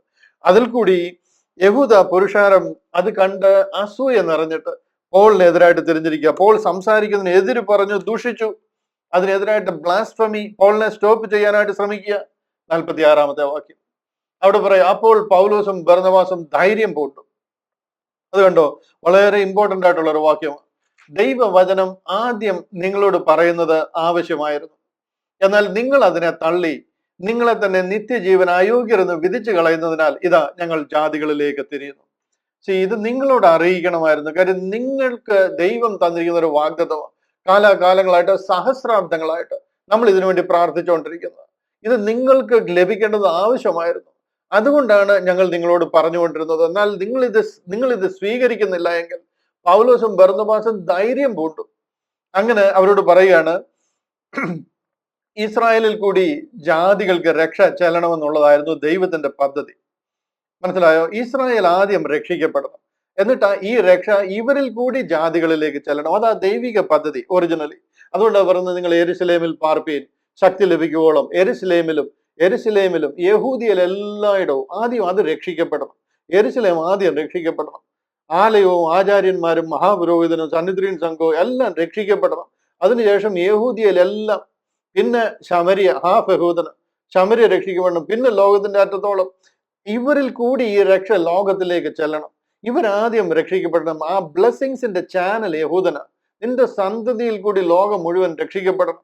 അവരിൽ കൂടി ഈ അനുഗ്രഹം പോകണമെന്നുള്ളതായിരുന്നു ദൈവം അവരോട് ആഗ്രഹിച്ചിരുന്നത്. എന്നാൽ അവര് രക്ഷിക്കപ്പെടാതെ തിരിഞ്ഞുപോയി. ദൈവവചനം ആദ്യം നിങ്ങളോട് പറയുന്നത് ആവശ്യമായിരുന്നു. വൈ? എന്തിനാ ഇവരോട് പറയുന്നത്? പോൾ ഇവര് ശ്രദ്ധിക്കുന്നില്ല എന്ന് കണ്ടു കഴിഞ്ഞപ്പോ അവിടെ സിറ്റിയിൽ ഒരു ടെന്റ് അടിച്ചാൽ പോരാ. പോൾ പോരാങ്കിൽ ടെന്റ് മേക്കറാണ്. അവിടെ ഒരു ടെന്റ് അടിച്ചു കഴിഞ്ഞാൽ പോളിന് അവിടെ നല്ല കൺവെൻഷൻ നടത്താൻ പറ്റത്തില്ല. എത്ര പേരെ വേണേലും അവിടെ രക്ഷിക്കപ്പെടുത്തുവാനായിട്ട് കഴിയും. പക്ഷെങ്കിൽ പറയുന്നത് കണ്ടില്ലയോ, ദൈവവചനം ആദ്യം നിങ്ങളോട് പറയുന്നത് ആവശ്യമായിരുന്നു. എന്നാൽ നിങ്ങൾ അതിനെ തള്ളിക്കളഞ്ഞിരിക്കുന്നതിനാൽ, നിത്യജീവൻ അയോഗ്യരെന്ന് വിധിച്ചു കളയുന്നതിനാൽ ഞങ്ങൾ ജാതികളിലേക്ക് തിരിയുന്നു. 47 വാക്യം, നീ ഭൂമിയുടെ അറ്റത്തോളം രക്ഷയാകേണ്ടതിന് ഞാൻ നിന്നെ ജാതികളുടെ വെളിച്ചമാക്കി വെച്ചിരിക്കുന്നു എന്ന് കർത്താവ് ഞങ്ങളോട് കൽപ്പിച്ചിട്ടുണ്ട് എന്ന് പറഞ്ഞു. കണ്ടോ, അതിനൊരു ഉറപ്പ് പറയുക. നിങ്ങളോട് പറയേണ്ടുന്നത് ആവശ്യമായിരുന്നു.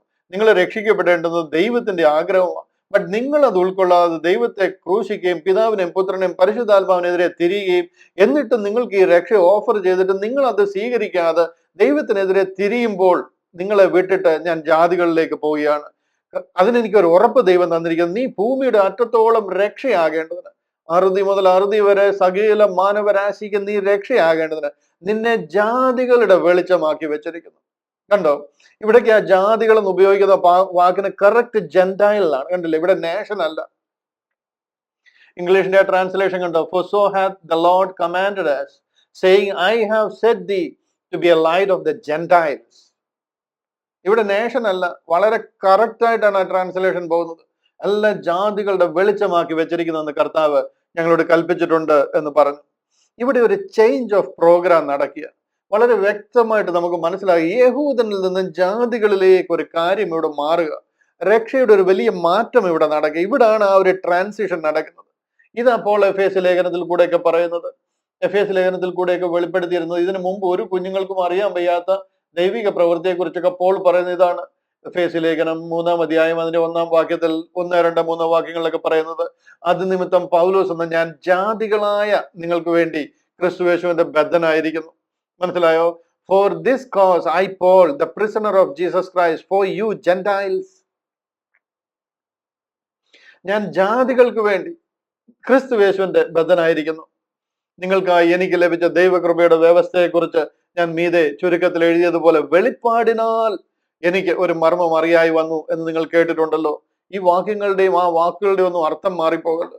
If you have heard of the dispensation of the grace of God which is given me to you ward, നിങ്ങൾക്കായി എനിക്ക് ലഭിച്ച ദൈവകൃപയുടെ വ്യവസ്ഥ, അതിനെക്കുറിച്ച് നിങ്ങൾ കേട്ടിട്ടുണ്ടല്ലോ എന്ന് പറയാം. How that by revelation, by revelation ആണ്. ഇതെങ്ങും ബുക്കിൽ എഴുതി വെച്ചതോ ആരും എന്നോട് വന്ന് പറഞ്ഞതോ അല്ല. How that by revelation he made known unto me the mystery as I wrote afore in few words. മേലെ ചുരുക്കത്തിൽ എഴുതിയിരിക്കുന്ന പോലെ വെളിപ്പാടിനാൽ എനിക്കൊരു മർമ്മം അറിയായി വന്നു. 12 അപ്പോസ്തലന്മാരോട് കൂടെ നടന്ന് ഞാൻ പഠിച്ചെടുത്ത ഒരു മർമ്മമല്ല ഇത്. ഹല്ലേലൂയ.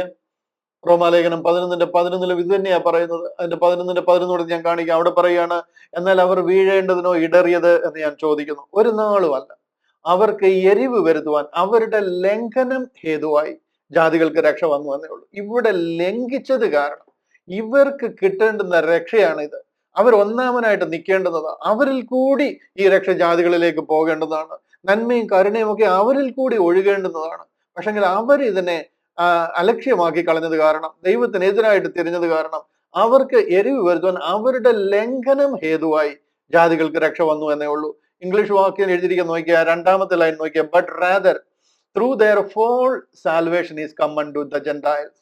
അവരുടെ വീഴ്ച നിമിത്തം, through their fall salvation is come unto the Gentiles. മനസ്സിലായോ?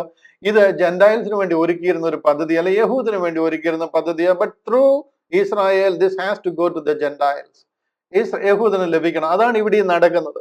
അന്ത്യോക്യയിലെ പള്ളിയിൽ വന്ന് യഹൂദനോട് പ്രസംഗിക്കുക. നമ്മുടെ പിതാക്കന്മാരോട് വാഗ്ദത്തം ചെയ്ത അബ്രഹാമിന്റെ സന്തതിയായ ദാവീദിന്റെ സന്തതിയായ മശിഹ നമുക്ക് വേണ്ടി നൽകിയിരിക്കുന്നു. അവരിലെ വിശ്വാസം, അതിലെ വിശ്വാസത്താൽ നിങ്ങൾ രക്ഷിക്കപ്പെടുന്നു എന്ന് പറയുമ്പോൾ അവർ അസൂയ പൂണ്ടിട്ട് വന്നുകൂടിയിരിക്കുന്ന ജനത്തെ കണ്ടിട്ട് പോളിനെ പ്രസംഗിക്കുന്നത് നിർത്തിക്കുക. പോളിനെ അതിന്റെ പോഡിയത്തിൽ നിന്ന് പിടിച്ച് വെളിയിൽ ഇറക്കാൻ ശ്രമിക്കുക. നിങ്ങൾ മനസ്സിലാകുന്നുണ്ടോ? അവിടെയാണ് പോൾ പറയുന്നത്, ഇത് നിങ്ങളോട് പറയേണ്ടുന്നത് ആവശ്യമായിരുന്നു, എന്നാൽ നിങ്ങൾക്ക് തന്നെ നാശം വരുത്തിയിരിക്കുന്നു. 48-ാമത്തെ വാക്യം, ജാതികൾ ഇത് കേട്ട് സന്തോഷിച്ച ദൈവത്തെ നീ ഭൂമിയുടെ അറ്റത്തോളവും രക്ഷയാകേണ്ടതിന് ഞാൻ നിന്നെ ജാതികളുടെ വെളിച്ചമാക്കി വെച്ചിരിക്കുന്നുവെന്ന് കർത്താവ് ഞങ്ങളോട് കൽപ്പിച്ചിട്ടുണ്ടെന്ന് പോൾ പറയുമ്പോൾ ജാതികൾ ഇത് കേൾക്കുക. അത് കേട്ടിട്ട് പറയാ, ജാതികൾ ഇത് കേട്ട് സന്തോഷിച്ചു, ദൈവവചനത്തെ മഹത്വപ്പെടുത്തി, നിത്യജീവനായി നിയമിക്കപ്പെട്ടവർ എല്ലാവരും വിശ്വസിച്ചു. അന്ന് അവിടെ അനേകർ വിശ്വസിക്കാനായിട്ട് ഇടയായി തീർന്നു.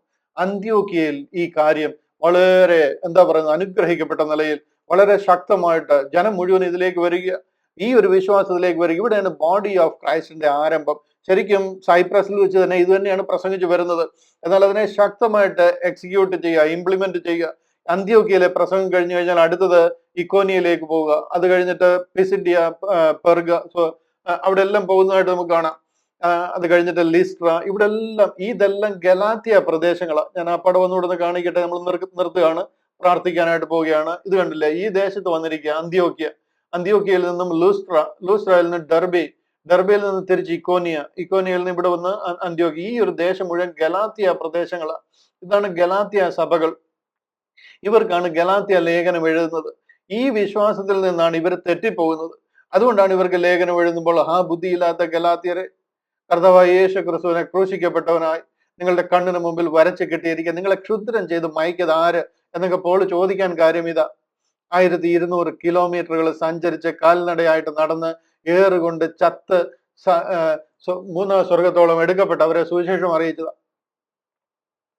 ഇതാണ് പോളിന്റെ 1ാമത്തെ മിഷണറി യാത്ര.